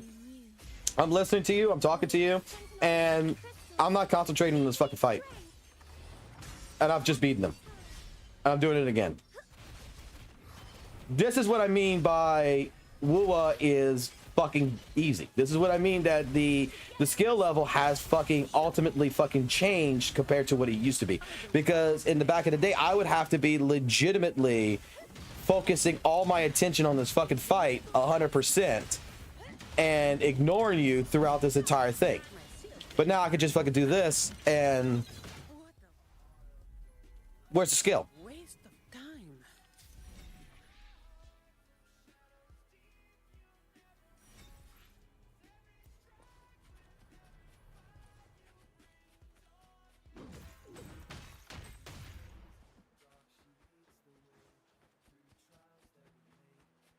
Exactly.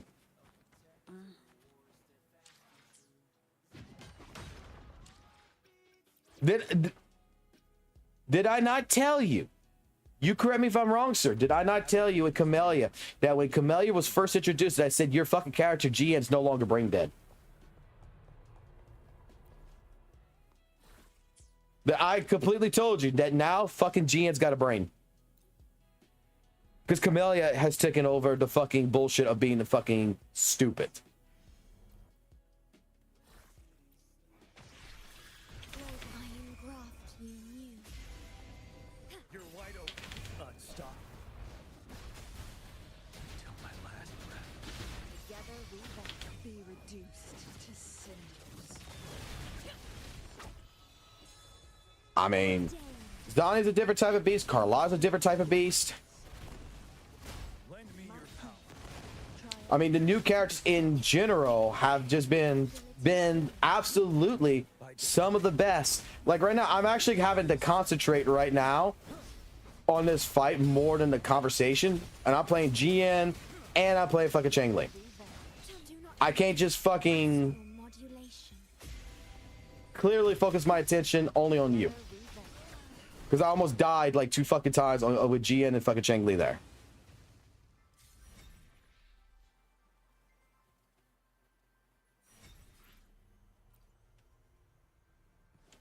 But I still managed to survive.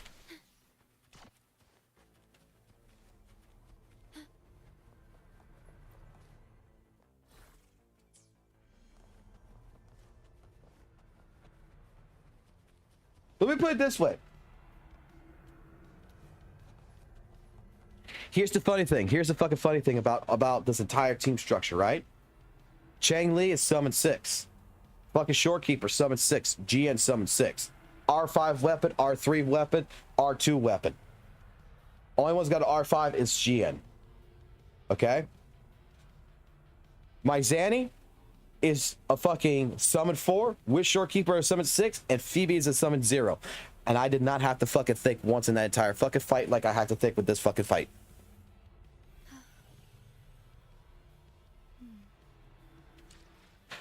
It wouldn't matter if it would be fucking me fucking popping fucking GN and Mort on there.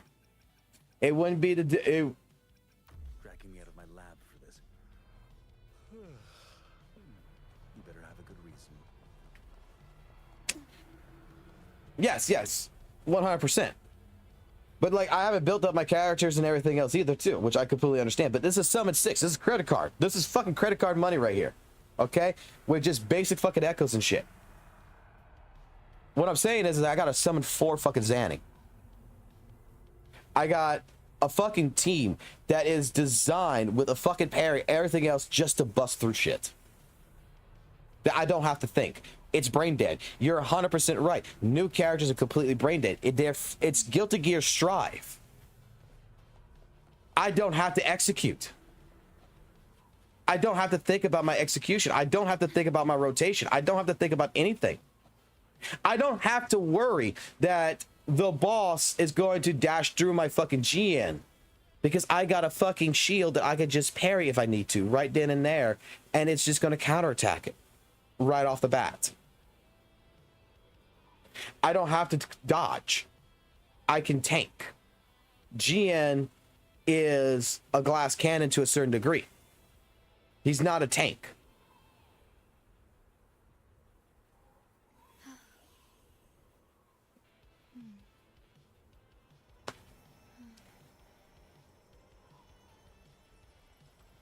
Exactly. I don't have... Exactly. In this fight, even with the credit card and even the thing, I still would have to with the Crowlers because it's my favorite fucking... It's one of my favorite fucking goddamn tactical holograms because I love him when he throws his fist. I still have to watch out for the beam lasers. I still have to watch out for him to juggle me. I still have to watch out for all this other stuff with pretty much all my older characters. I still have to think what I'm going to do because he's going to do something that I don't want to do. And then especially if he gets into his second form, he becomes, you know, fucking more hostile. He fucking is going to annihilate my ass if I don't watch my ass. Newer characters, Carlotta, fucking goddamn Zanny are the primary examples I'll use. I don't have to think. Phoebe and all them, I fucking pop that fucking team in. I fucking do that team. What the fucking do? It's over. It's done. Credit card or fucking not. It's done. Like, I don't even have the best fucking Zanny in the fucking world. I don't have, like, my Zanny is decent. My Zanny is not a summon 6. My Zanny, since before, is because of Phoebe that fucking made this fucking team even fucking good. Phoebe fucking made Zanny absolutely fucking powerful. I just go in, I fucking roll Showkeeper, I go to fucking Phoebe, I go to Zanny, and by the time I'm fucking doing all this shit, talking with you, it's fucking dead. Zanny has not died. Zanny has not fucking in any which way suffered. And I don't even have to look at the fucking screen. I'll put it this way. I would almost bet that I could probably fucking fight almost every single tactical hologram boss with Zanny, with this fucking team right here. Almost every single one of them blindfolded. And I can tell you that with Chang Li, with GN, with quick swap teams, with even their own primary fucking teams, like how I would normally play them back in the day, I wouldn't be able to do it blindfolded.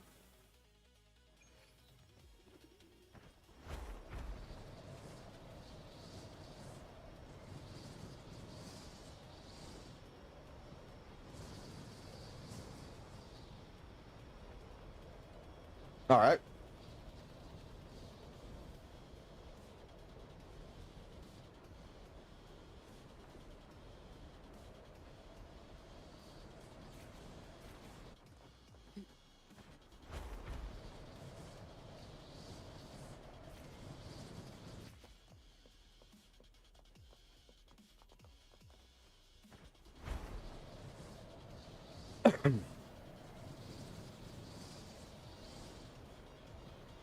Yep. And you're still gonna probably want to run Arrow Rover anyway with her.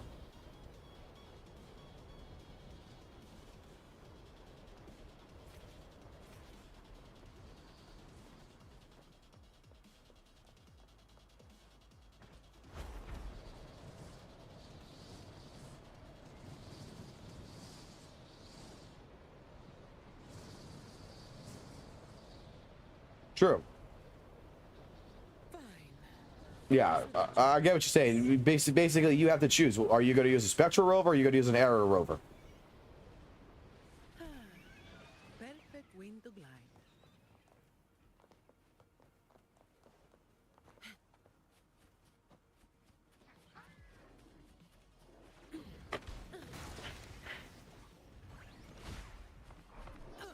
You know what fucking Curl should actually fucking do, in my personal fucking opinion, to fix that problem? There should be two Rovers. There should be the male and the female that we could play at, that one is whatever element and the other one's whatever element we choose it as, to fix that problem.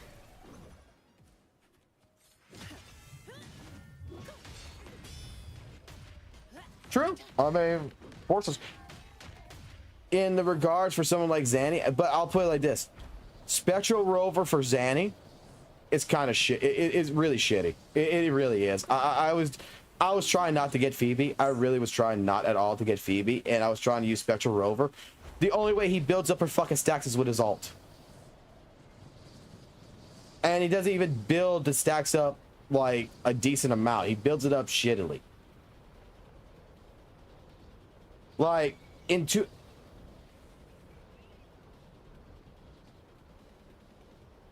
It's very much harder. Where Phoebe, I just gotta shoot 2 fucking laser beams, pretty much 2 fucking blue laser beams, do confession state, done. She's got almost a full fucking bar of fucking meter, and she just has to do 1 fucking sword slam, and she's got a full bar of meter. Where with Rover, I would have to do at least, like, I would assume at least 4 or 5 ults before I would be able to get to that state, and it's kind of shitty. Like, I wouldn't, like, at that point in time, I would actually, honestly, 100% honestly would tell you, if you're playing Zanny and you don't have Phoebe, don't even play fucking Rover. Don't even play fucking Spectral Rover. Put it with Mort. Increase her heavy attack damage. Make it to where Zanny has to build her own stacks. It's much faster for her to build her own stacks at that point.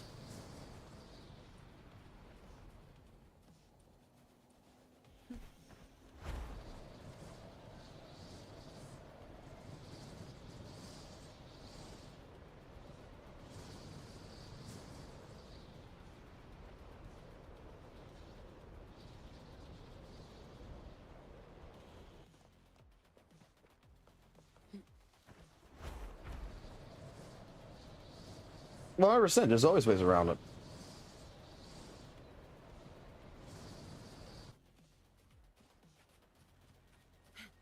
Yes.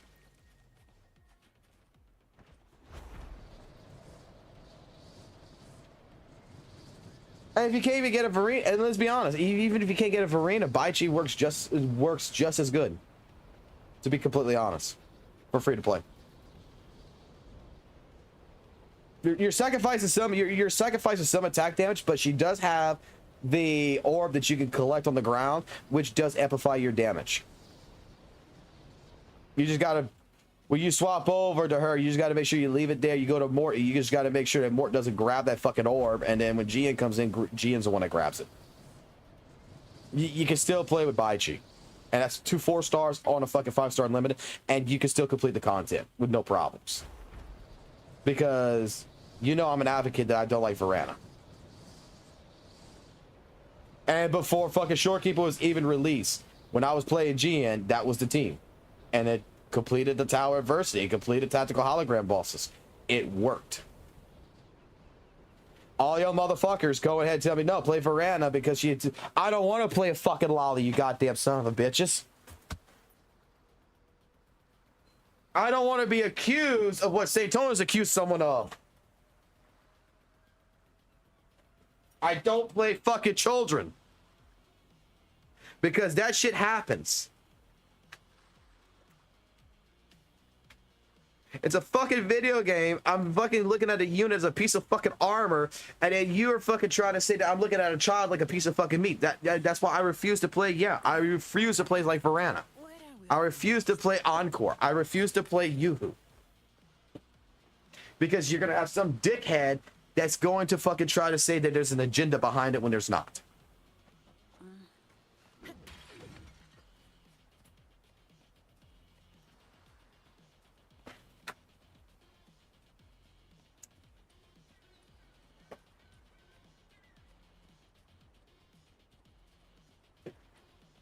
Oh, I know. But it's gonna be that one person's gonna fucking do it. I mean, they do it to Rexland all the time, right? Even though the motherfucker himself, let's just be completely honest, I mean, he likes to fucking sleep at night dressed up as fucking goddamn Yang Yang. Or he's got a girlfriend he makes dress up like Yang Yang, and he dresses up like fucking goddamn Ling Yang, and he says, I want to Yang Yang you.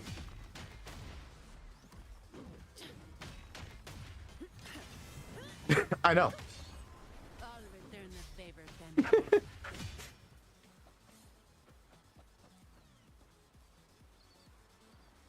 But like I said, the state of Wuthering Waves has just gotten easier. And I honestly do believe that that is more of the fact that Kuro is realizing a very, very early lesson. Skill does not sell games. Casual sells games. Look at Guilty Gear. Look at fucking Guilty Gear for all the years. Guilty Gear has always been a very heavy executional game that was based on skill, not based on casuals. You know how many copies of the game they would fucking sell? Like 20 to 30 fucking thousand. Very niche community would buy Guilty Gear games.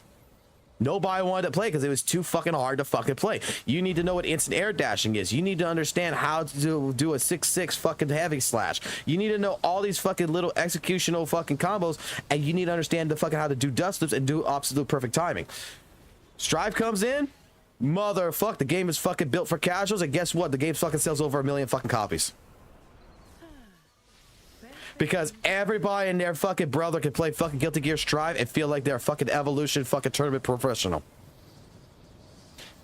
They go beat up their friends and go like, hey, look, man, I'm a competitive player, and they don't know jack shit what the fuck they're doing. But it sold more copies. And that is where Kuro has learned this fucking lesson. Skill does not sell games.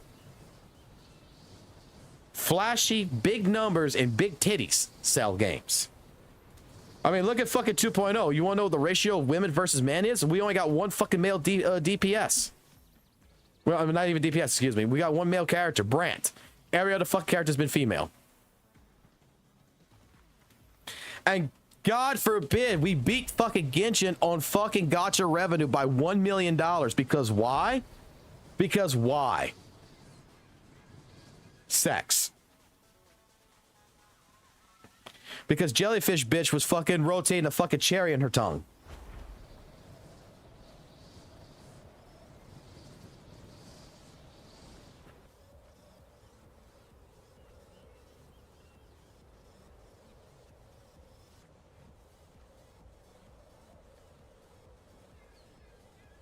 Wait, what's that?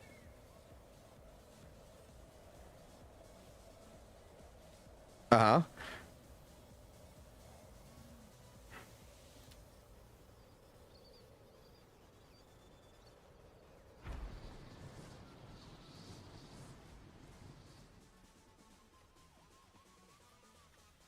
Uh-huh.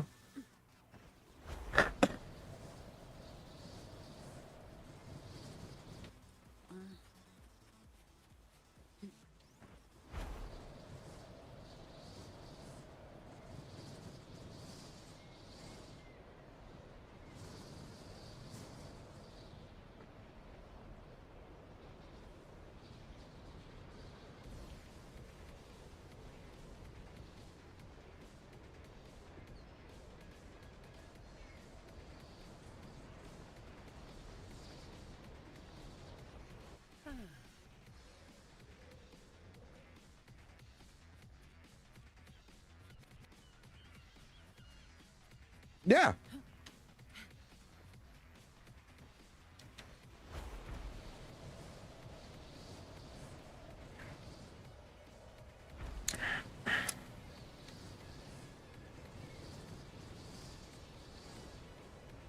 Exactly. And you do realize that also Marvel Rivals has something else in it, which has been confirmed, is that if you lose so many matches and you know how you do the engagement matchmaking like that you're talking about, you also get paired with bots.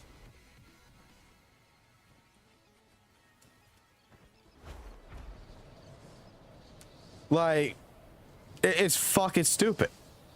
But it's to make the casual player feel like they're doing so good and everything else to, like you said, to stay addicted, to stay playing. Look at Street Fighter 6. I'm not let me put it this way. I am no Evolution tournament champion, okay? I am not a person, like, the best tournament that I've ever gotten into is Guilty Gear. When I've played fucking, like, games like Street Fighter, Mortal Kombat and shit, dude, I was always at the bottom rank. I was, like, fucking top fucking 500. I was in the top 500, nowhere near top 100s, right? Street Fighter 6 came out. I did all my rank matches. You know what it fucking placed me at? Fucking Diamond. I have a Diamond Luke. A Diamond fucking Luke. And when I reached Diamond, I said I was never touching the fucking game again. Because that right there, I know I'm not a Diamond fucking player. I played against fucking people who were in silver rank, gold rank, and I was played against fucking iron fucking rank, and it put me in fucking diamond. Said that my Luke was so good on modern fucking controls, because I played it as modern controls, that my Luke was so good that it was a diamond rank. Tyler 1 is playing Street Fighter 6 right now. He's in platinum fucking 5 or 4 or some shit like now. On modern fucking controls. Like, back in the day, playing Street Fighter 4, playing Street Fighter 5, playing games that had a ranking system like that, if you got there and you got to fucking like plat, that means you're actually learning the fucking game. That means you're actually doing good. It's actually a progressive, you know, gauge, a measurement of your skill value. You should be proud of it. And it's now all that's a joke.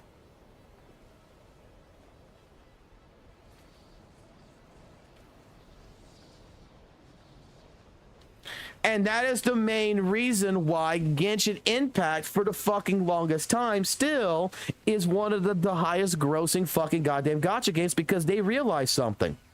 You want to know the truth of the reason why fucking Genshin Impact has made fucking $64 million this month, fucking $30 million that month, fucking whatever that month? You want to know why? You want me to be completely fucking honest? No, you want me to be completely honest? It's because they know exactly what players that they want. They want dumbasses. They want to fuck. They understand that their market value to making money isn't to somebody who wants an experience that's actually a game that is designed on skill. It's designed on this. They understood they understood the homework for a long time. Make the game as stupid as fucking possible. Make sure we got a lot of big fucking titties. Make sure we got a lot of sex appeal if we can, and make it to where the game is so fucking kid fucking friendly in that regards that a fucking 5-year-old could play this game, and it's so casual based. And guess what? People are just gonna jump to it and they're gonna love it because of that fucking reason. Because it's not Elden Ring. It's because look, you like Elden Ring is one of the best games of all fucking time. Okay, don't get me wrong. But you don't hear like the only fucking word that we heard of fucking Elden Ring that people talked about was the DLC, and I don't hear shit no more about Elden Ring. Elden Ring went back to a niche community because the casual players don't care about it. I still hear about Genshin Impact every other fucking day. I still hear about Guilty Gear Strive, Street Fighter every other day. I don't hear shit about King of Fighters because King of Fighters is more execution based. If anything, I hear people's like Ronaldo and shit. The memes is funny, but in all honesty, they're not playing the game. It dropped. The reason why fucking Marvel Rivals is still going to be good is built for fucking Marvel fans, and it's built for the idea that, hey, we want to make sure that the retarded players feel like they're gods. They feel good. We don't want to punish them.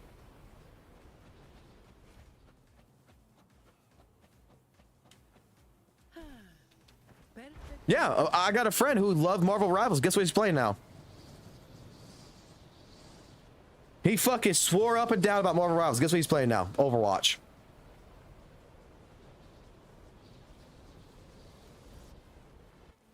Because he's just like it's not for him. It's designed for casuals, and that is like, you know, everybody was always trying to make the statement that, you know, the reason why WUWA is so much different is that it's a skill-based game, and they were not wrong. Yeah, it's like PGR. It's very skill-based. It's very combat heavy. It's everything. But in the more grander scheme of everything, as fucking WUWA has progressed, it has gotten more and more casual involved. Now it's a beat 'em up game. There's still some, don't get me wrong, there's still death in it.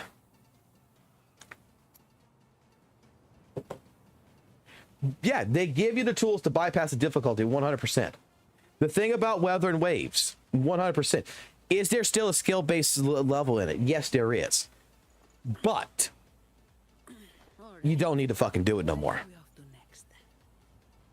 That's the point. The point is that the reason why you get upset with WUWA and with GN and with Zanny and everything else is because you're a person that's like me with Guilty Gear. How much time, how much effort did you put into your fucking GN to basically fucking see a character like Zanny come in and pop a shield and do a parry? Does that not piss you the fuck off? Does that not piss you the fuck off that you've put all this time and effort, and all you had to do was just wait a fucking year and not touch WUWA, and you would add a character that would have done that? And then you realize that you probably would not be so pissed off.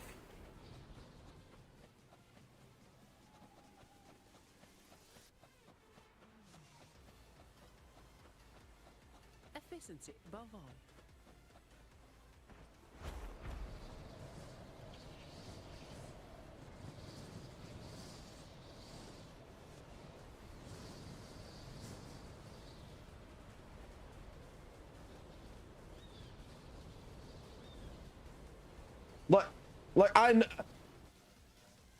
Because the reason why you've always been pissed off, the reason why you've always been pissed off with every fucking new introduction of a DPS like Camellia and shit, anything that is related in that regards and you've gotten upset about, is not the fact you're upset about the character. You're upset at the fact that you have spent so much fucking time and effort to build your character, to make your character so fucking good, to see that I'm playing a character that doesn't do half the fucking shit you have to fucking do and can still fucking beat the shit relatively with no problems.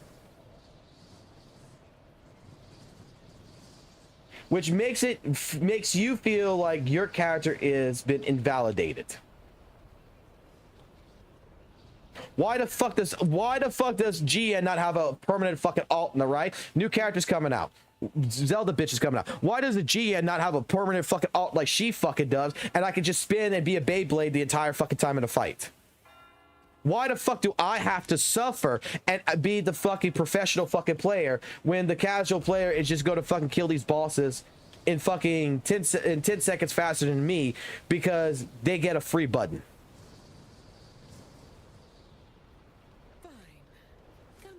Why the fuck the Soul Bad Guy? Why does fucking Soul Bad Guy, man, in fucking Guilty Gear Strive, I have to worry that my fucking my mob cemetery is going to whiff, and I'm gonna have to use it as a whiff punisher, where fucking Slayer can fucking press fucking a button, and it's guaranteed that as long as that button hits, it's guaranteed that his super's going to connect with no fucking problems. It doesn't matter what happens, as long as I hit slash, boom, alt, done. I get more than half the health. With Soul Bad Guy, I don't have that fucking guarantee. Why the fuck does this new character have it? That is the argument that we all fucking have in the fucking games. Especially when something comes in that invalidates what you have worked so hard for. Where's the fairness? And you see, dude, I could be pissed off. My Chang Li has been power crept so fucking hard, and she's a summon 6. I fucking put so many echoes and shit. She's been power crept so hard by saying, you know why I'm not fucking pissed? Because I realized, you know what? This game's not built exactly for me in the terms of a skill department. It's built for fucking casuals. And you know what? I'm just going to treat myself as a fucking casual, and I'm just going to play the game like it is. And I don't give a fuck. I'm just going to enjoy the characters for what they are.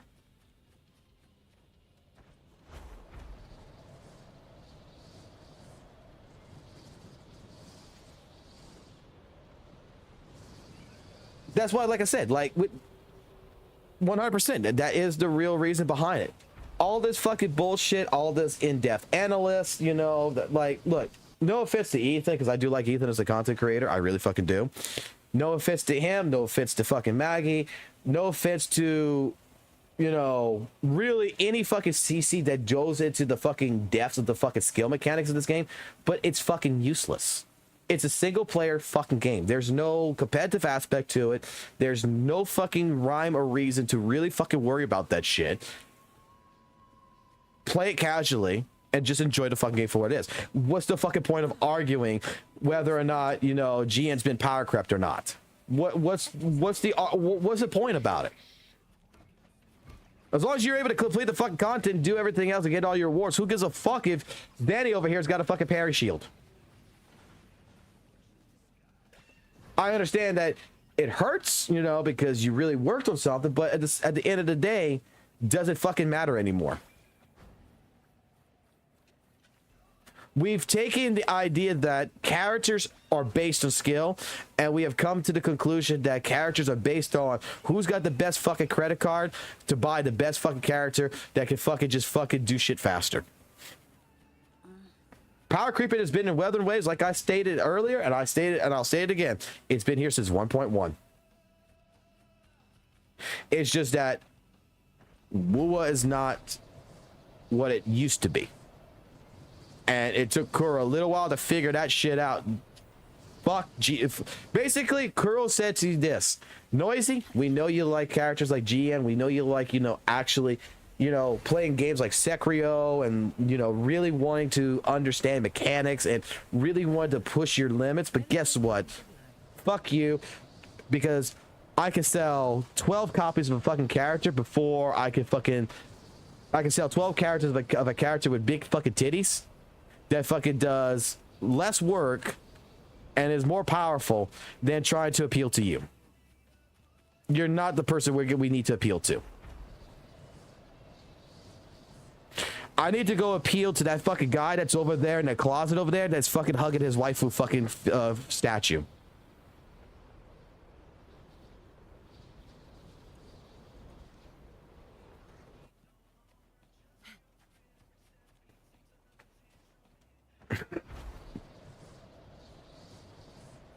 But that's what game developers have fucking realized over time. The vision that fucking...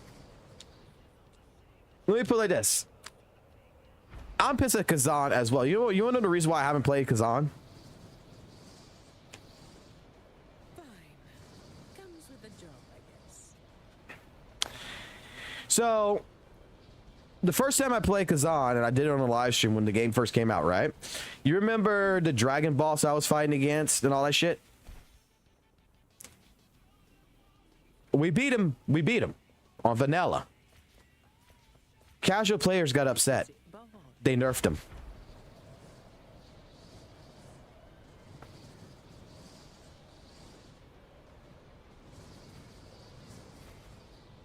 They started nerfing the bosses. They backtracked on pretty much like this game was built for skill. They started backtracking on it. And now the game is... Now they have added more modes that it's just for casual players. Again, it's not saying that their mechanics or the in-depth skill systems and everything else that Kazan has is gone. It's just that the challenge level that is behind it has been casualized. Lords of the Fallen did this shit. Lords of the Fallen, they claimed that they wanted to make the hardest fucking Dark Souls experience that you ever would experience. They nerfed the shit. Games are not built like I used to be back in the fucking 90s, man. Like, games were not built with the idea that the replayable value of a game was learning the game.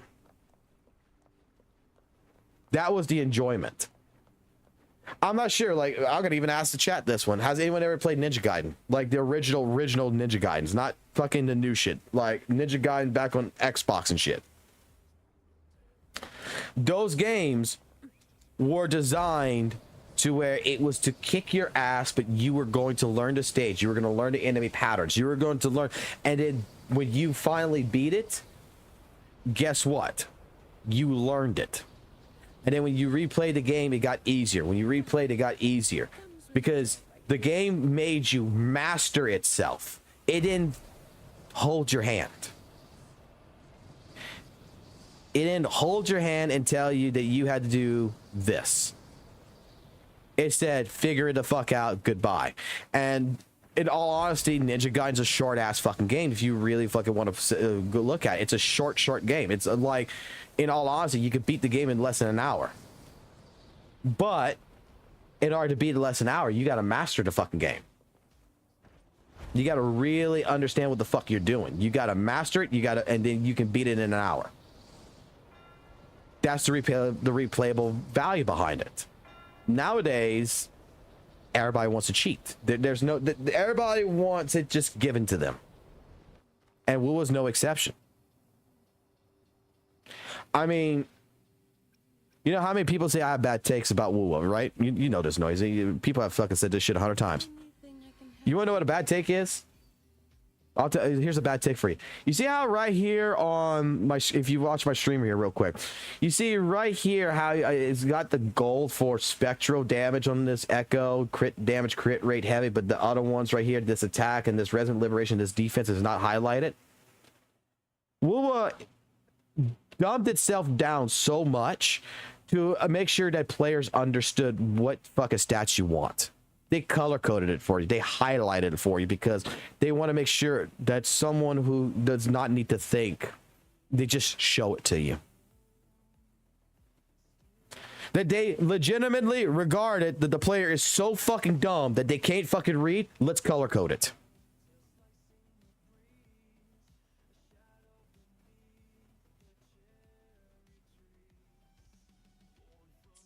That is for casuals. I said the same thing about the fucking goddamn hover droid here. This was the most useless when it first came out. when they first brought this out, this was the most useless fucking device in this game. What the fuck is the purpose of this? Oh, I don't have to go ahead and take 2 seconds to come here and change to a character that has guns to go shoot something that needs to be shot for a puzzle. Wow. Wow, it saves me 2 fucking seconds from switching to another character, do a shooting puzzle, then come back here and swap it back to what I want it to be again. Lazy, basically giving the player a lazy outing. 100%. May the Sentinel guide those who are lost. The only thing that the only thing it requires you for is for Carlotta's fucking stealth little missions.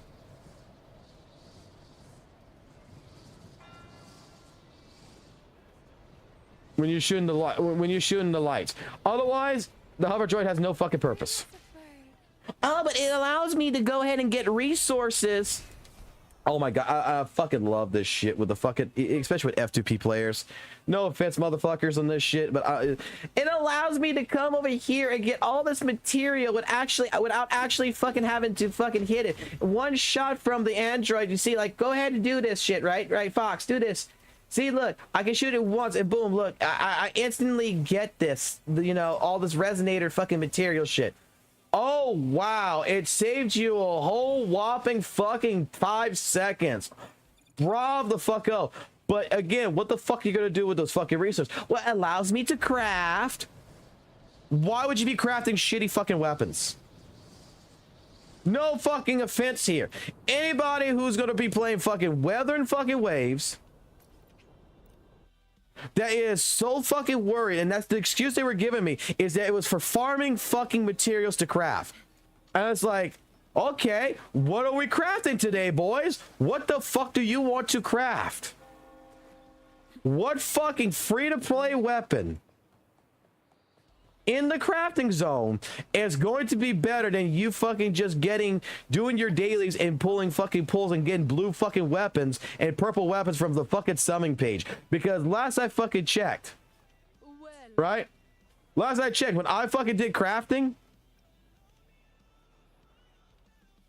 all this shit is basically fucking useless. That I could summon for a majority of fucking better fucking weapons. Anyone who fucking crafts is a waste of fucking time.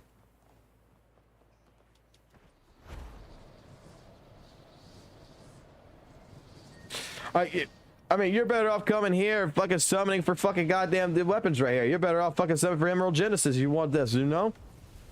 Spend your ass stripes on fucking getting fucking guaranteed weapons.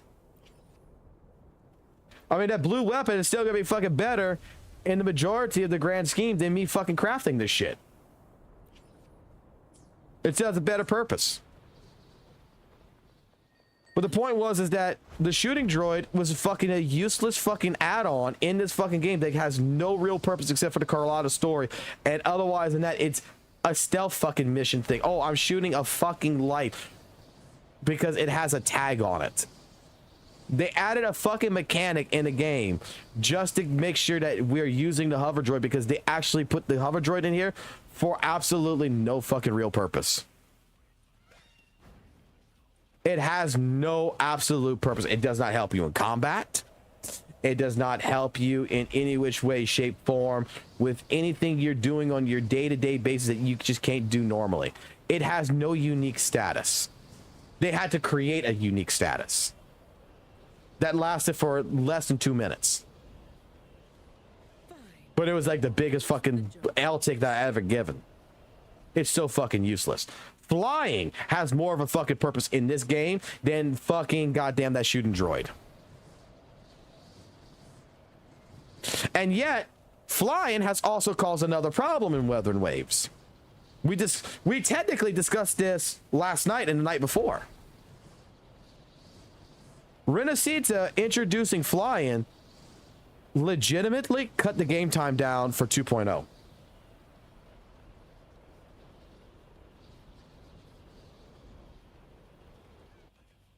Instead of forcing you to do like in 1.0 using like, you know, an echo, like fucking front of rider to ride and travel and find different ways to go across the terrain to do park car to get to your destination. Why the fuck? Here's the question. Like, I want to get to that tower over there. What's the fucking purpose of me fucking going ahead and running now when I just fly everywhere? I'll get there a hell of a lot fucking quicker. Which, at that point in time, you know what it does? It fucks up the idea of increasing the game's time to make the game last longer for me to run around, number one. And number two, it kind of kills the, in my personal opinion, the experience of exploring the map by forcing you to see things. Because, dude, as soon as I got flying ability, I went to Resonators, I got flying ability. Dude, I fucking did all the fucking tactical holograms. I did everything before I even started the fucking story one with Carlotta and shit in fucking day one of fucking 2.0. It kind of breaks the game. I mean, it's not a bad thing, in all honesty, but it's, you just gotta understand that it kills certain things. It reduced the amount of time you have to play Wuthering Waves. Because, again, it's a feature that's really designed around making a casual happy.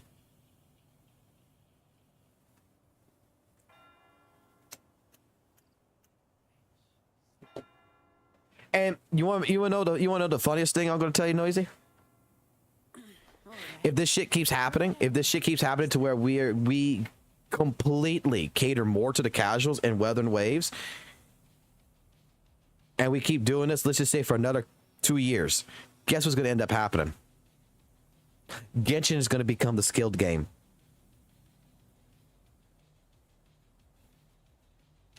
Think about it.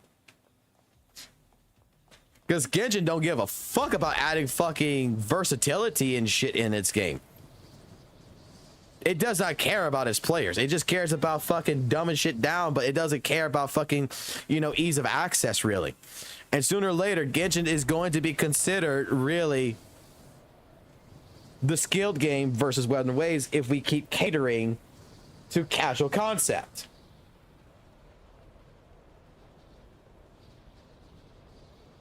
Yeah, go ahead, man.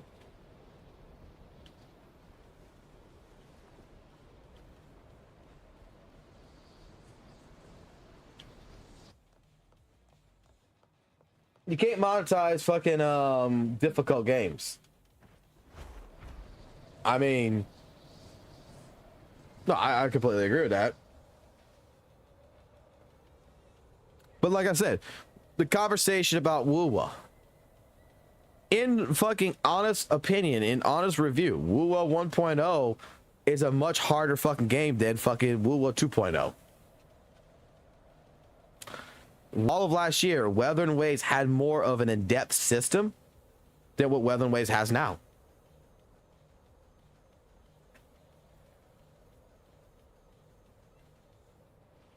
Wuthering Waves now is been transformed to where less about skill, less about quality, and more about ensuring that it is a better experience for people who don't want to play.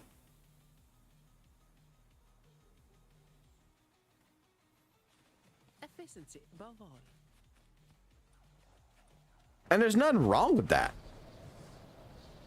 There really isn't nothing wrong with that. Once you play once you play the gacha game, you realize the gacha game is just that. It's just a casual experience, and I don't give a fuck about the skill level, I don't think. Hey. Mwah. At that point in time, it's a better experience. Like I said, I'm the type of person who has played this game so much. I mean, so fucking much. Like, I honestly think I've spent more time in Wuthering Waves than I ever spent time in League of Legends. To be 100% honest.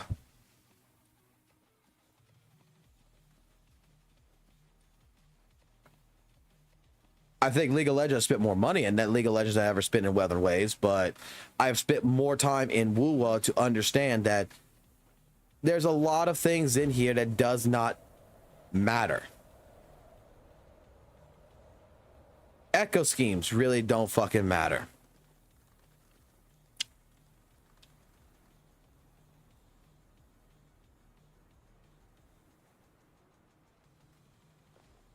New characters are a power creep.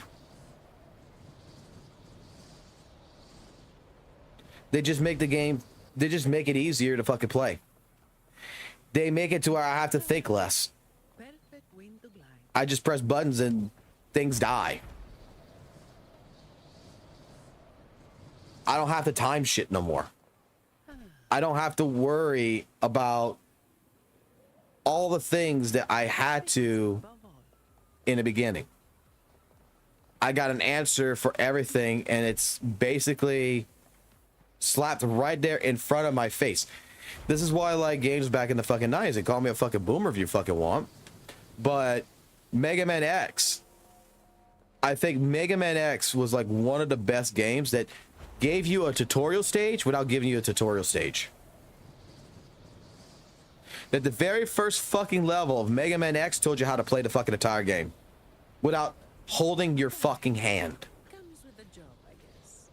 It made you have to think about your next movement and made you realize on your own, I gotta do this. Wuthering Waves has started holding your hand on a lot of different aspects. And it's not just WUWA. It's not just WUWA. This is practically every single fucking video game that has been released in the last 10 or so years. Like, ever since really like COVID, like games have just became such an abundance of let's casualize it that I don't know a game that has come out that I can legitimately say this game, honestly, I'm proud that I beat this game and it was actually difficult and it actually made my brain hurt.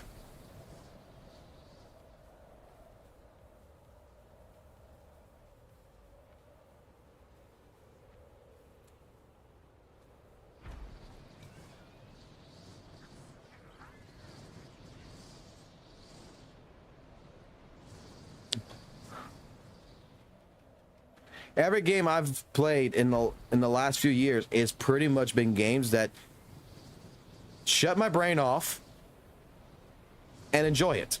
Enjoy for its story. Enjoy for what it is.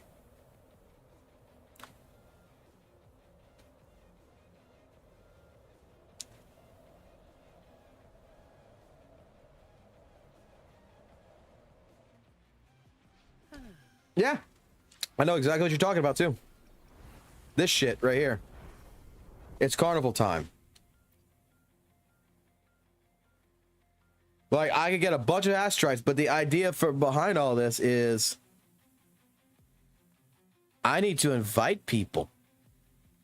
I need to invite, and they need to log in for returning rovers. I need to get new people. Here's the invite link code, and so I get all this stuff. Like, okay. I agree with you. Like, this event right here is designed to bring in players. It's not designed for, hey, look, we want to reward you as a hardcore player for sticking with us for a year. Shit, you can get more rewards by fucking... And I realized something else too with WUWA too, man. I've also realized something. Because I'm going to go look up the history of like the patch that I missed and how much rewards and everything was. You want to make more rewards? You want to make good? You know why you know why I got so abundance of shit right now, really? And it's not just spending money in the game. It's because I didn't play the game for over 30 fucking days. I got the fucking return rewards plus the anniversary rewards. I got both.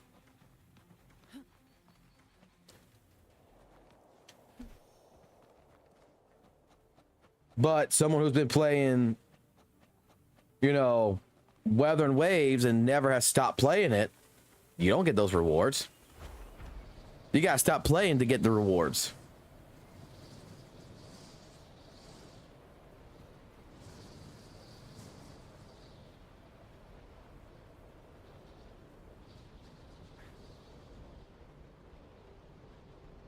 Games are what they are now. It is what it is. And I would fight anybody who I would not fight, but I would have this conversation with anybody that would tell me I'm wrong. Like if someone came to me and said, I want to have a conversation, just like Noisy here. I want to have a conversation and you tell me that WUWA is not casualized, I want to hear it. I want someone to explain to me how the new characters that have come into this game has not been considered the casualization of this game. Because each introduction of a brand new fucking character has made Wuthering Waves easier.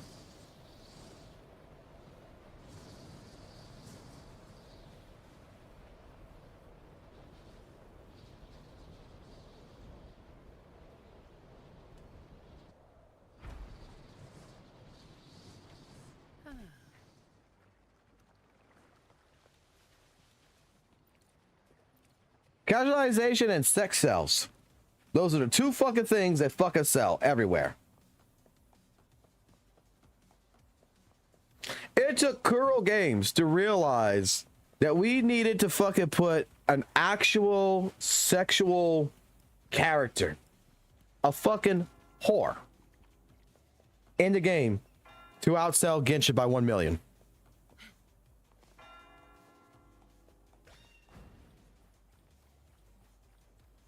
I mean, it didn't beat Honkai Star Rail. Honkai Star Rail still beat the fuck out of fucking Wuthering Waves. But we beat Genshin.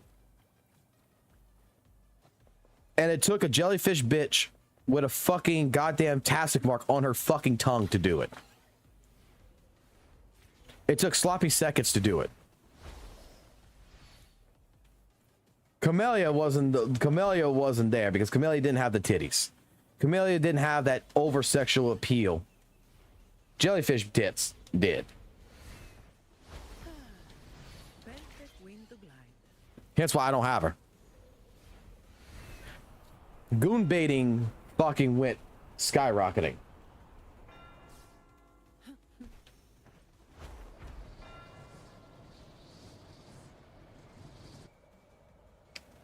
WUWA has been dumbed down in 2.0.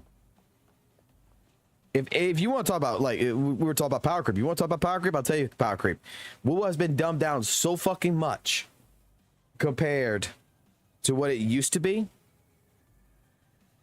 And now it is what it is.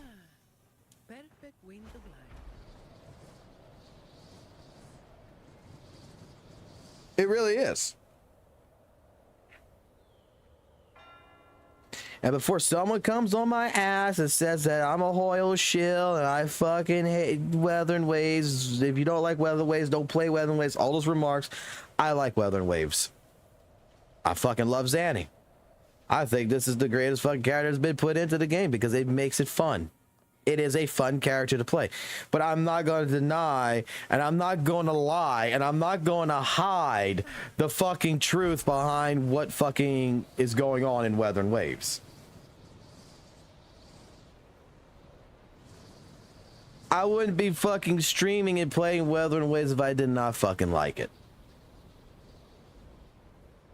I'm just going to point out that Wuthering Waves is a more casual game and the depth behind it has gone. And I see the direction that Kuro's take it, and you know what? In all honesty, they should have started doing this day one.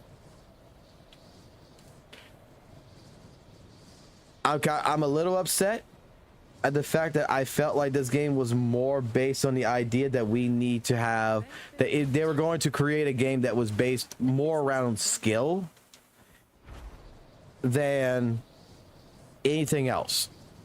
Like the reward was the true rewards in this game was going to be given to the people who actually put an effort to learn the game's mechanics. That's where the reward was going to come in. Your rewards were going to be based on your performance. That's how it always felt back, like, for the first, like, 6 months of Wuthering Waves. Like, when I was still a little baby French fry that was playing this game, I always felt that the reward that you were going to get in this game was because of your actual skill value, of what you actually put into the game and how much work you put into it.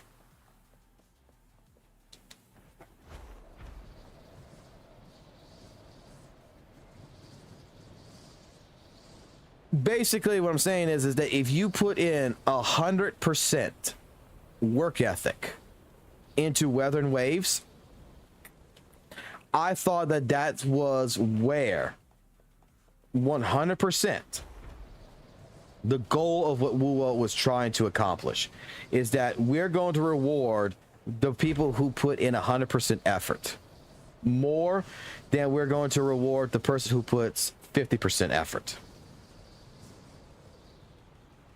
And legitimately, throughout my course of the last year, it's never been like that with WUWA. WUWA does not reward the player who plays this game, who tries to understand it 100%, who tries to optimize everything. It doesn't reward you as a player. Because I can put in 2/3 of the thought process that a person puts in 100% of the thought process, and I can still accomplish the same goal.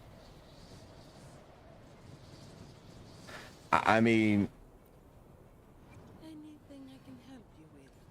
the moment I stopped caring Today will be a about my echoes, like 62%, like, do you really think that this is good stats on Carlotta? No, but she completes content. 74 to 213, like, between the two of us. The experiment begins. Plan with Convenes. May I pray for no rush? The battlefield is dynamic. and it's not even me farming and trying like with some of these characters that I primarily use. Get a little carried away in battle. I just typically threw something on a character with its echo scheme and said, okay, I'm good with that. And I didn't care no more. But yet, there's people out there who has been putting in an effort, making sure all their echoes, making sure everything they're doing is absolutely to the very best standard. And pretty much just like, you know, you go to fucking work over there and little Timmy over there that you work with, you know, you're putting on all this additional hard work, you're working overtime, you're doing this. Well, little fucking Timmy over here stocks 1 shelf when you stock 5 and gets a promotion just like you. How many times have you gone to a fucking job, right? This is the prime example. How many times have you gone to a fucking job and at that job, you know you're working your ass off. You know you are putting in all this extra work, everything else. You're doing what it takes to show your worth. But this person who's been there for like 20-something years or some fucking bullshit, I don't know, is getting a promotion and they're doing only half the work that you're doing.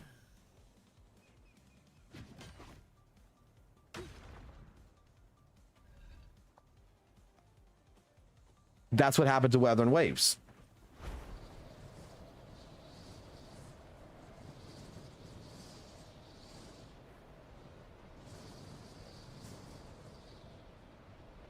Wuthering Waves kind of gave that persona that like skill matters more than the casual approach. And then it just did a 180 and said, nah, we prefer casuals. You don't need to go, you don't need to do all this shit. You can just throw in an echo set. Who gives a fuck? You can throw in a basic weapon. Who gives a fuck? And go have fun. All right. Where are we off to next?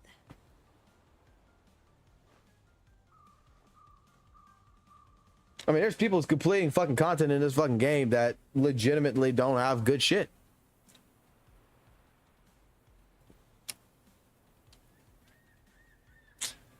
All WUWA is just a feel-good game.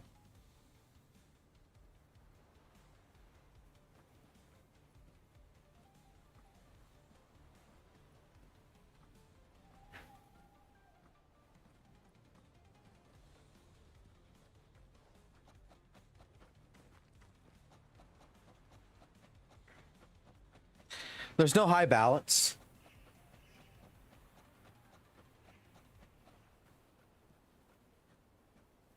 And honestly, the more I've played WUWA over the course of my time so far, and after realizing this and understanding this, I actually do enjoy WUWA now a lot more. That I don't care. I actually enjoy it now a hell of a lot more by not worrying about having, quote unquote, the mentality that I got to do better.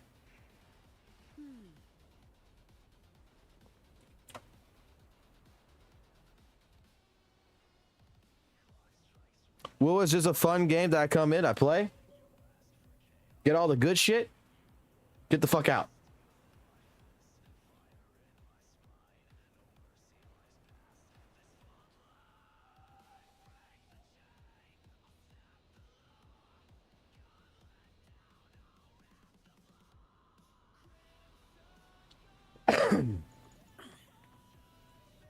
All right. Where are we off to next?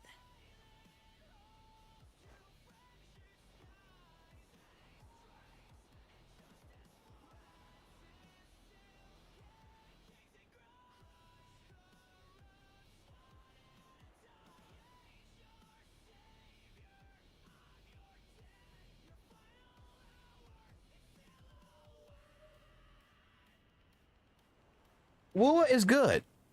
WUWA is a good game. There's no doubt about it.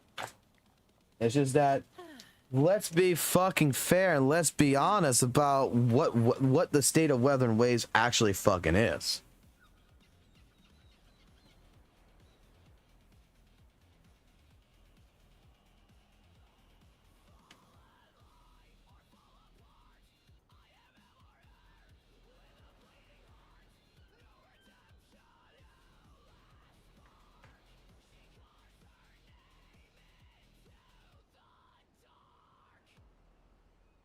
I like how the shadows just click. They don't actually smoothly move. They click.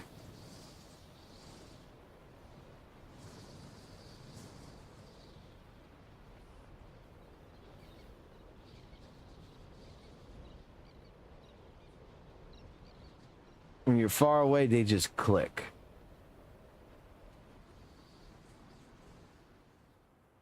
And I'm gonna be honest, shadows don't move that fucking fast.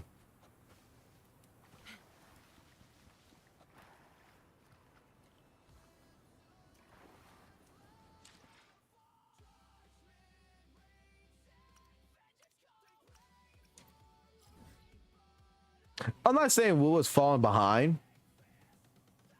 It really isn't. It's just that WUWA is starting to find its identity of what it actually is. And that identity is to become like Genshin. It's to be straight up a casual fucking game.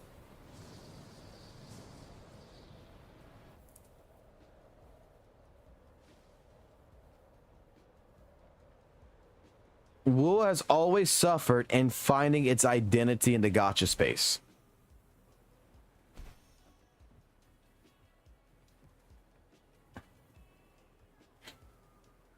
For the longest time, the argument has always been, is WUWA really a Genshin clone or is it its own thing? What makes, WUWA this? What makes WUWA that? What is the actual identity behind Wuthering Waves? And Wuthering Waves has started coming into its own identity, finally, after a year. And practically, it's just a more casualized, more fun version of Genshin. It has finally taken the reins and say, yeah, we're Genshin. But we still got a better story and better combat. It's just that we're fun. It's trying to act like that cool uncle.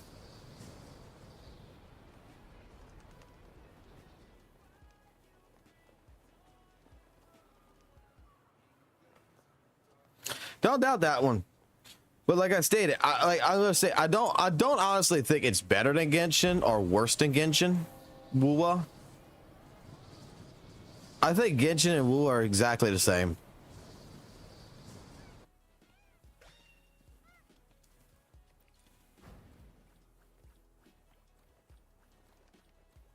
They're anime fucking gotchas. They have very similar mechanics. There's things that's better in Genshin. There's things that's better in Wuthering Waves. But in general, those things that are better in each one of those games is more of a priority choice depending on the person. Oh, my controller died.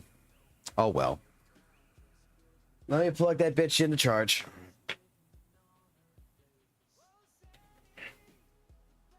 It's just personal preference at that point.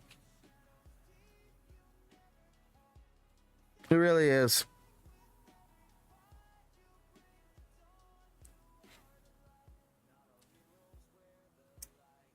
Like,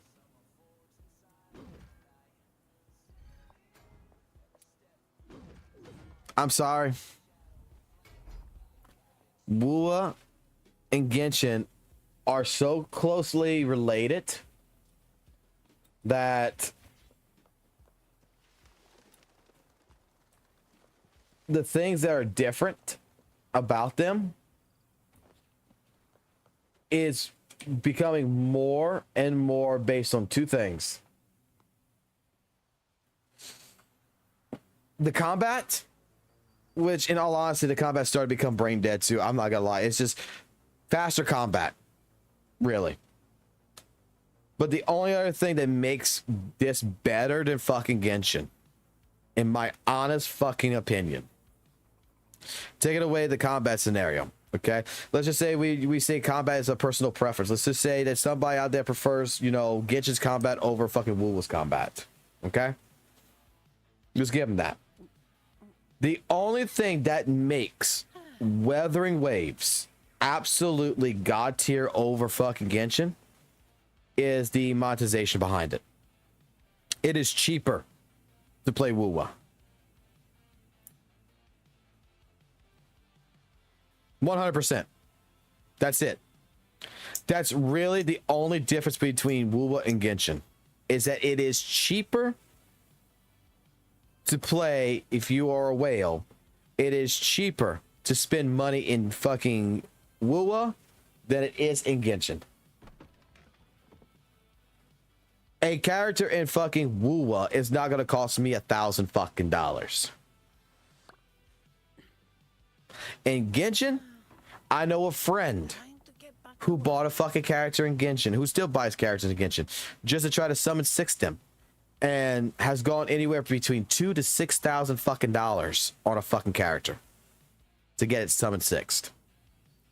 I have never spent $1,000 to summon 6 a character in this game.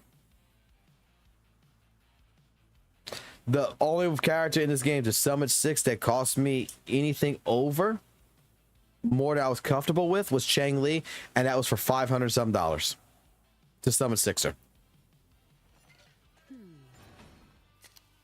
But that's truly where like Kuro really is gracious enough, is that Kuro is absolutely the boss, because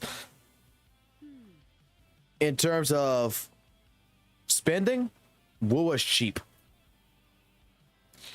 WUWA is Burger King fucking cheap, whereas Genshin is steakhouse price.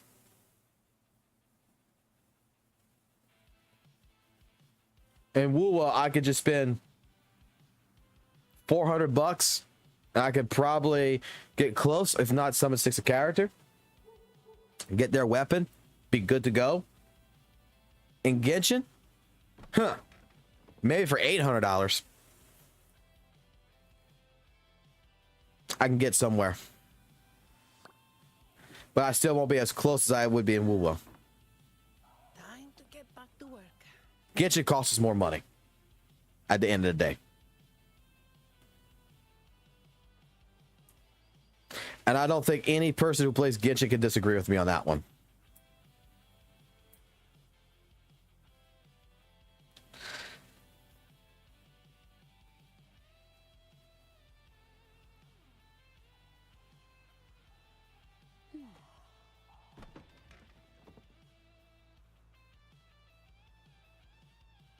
But I think I'm going to call it for right now. Noisy wanted to talk. That's why we're even doing Wuthering Waves right now. Noisy wanted to talk, so we did the podcast. Time to get back to work. I haven't really slept, so I want to get some sleep. And then by the time I wake up or whatever, or go eat and wake up and shit, then we can get into play WUWA again, and then I can get back into my Smash. I think I did all my Smash dailies. Yeah, I'm not worried about these two. I did all the fucking daily quests. Daily quests are done here. These are chapter quests. I'm not worried about that. And this is going to fill up soon enough.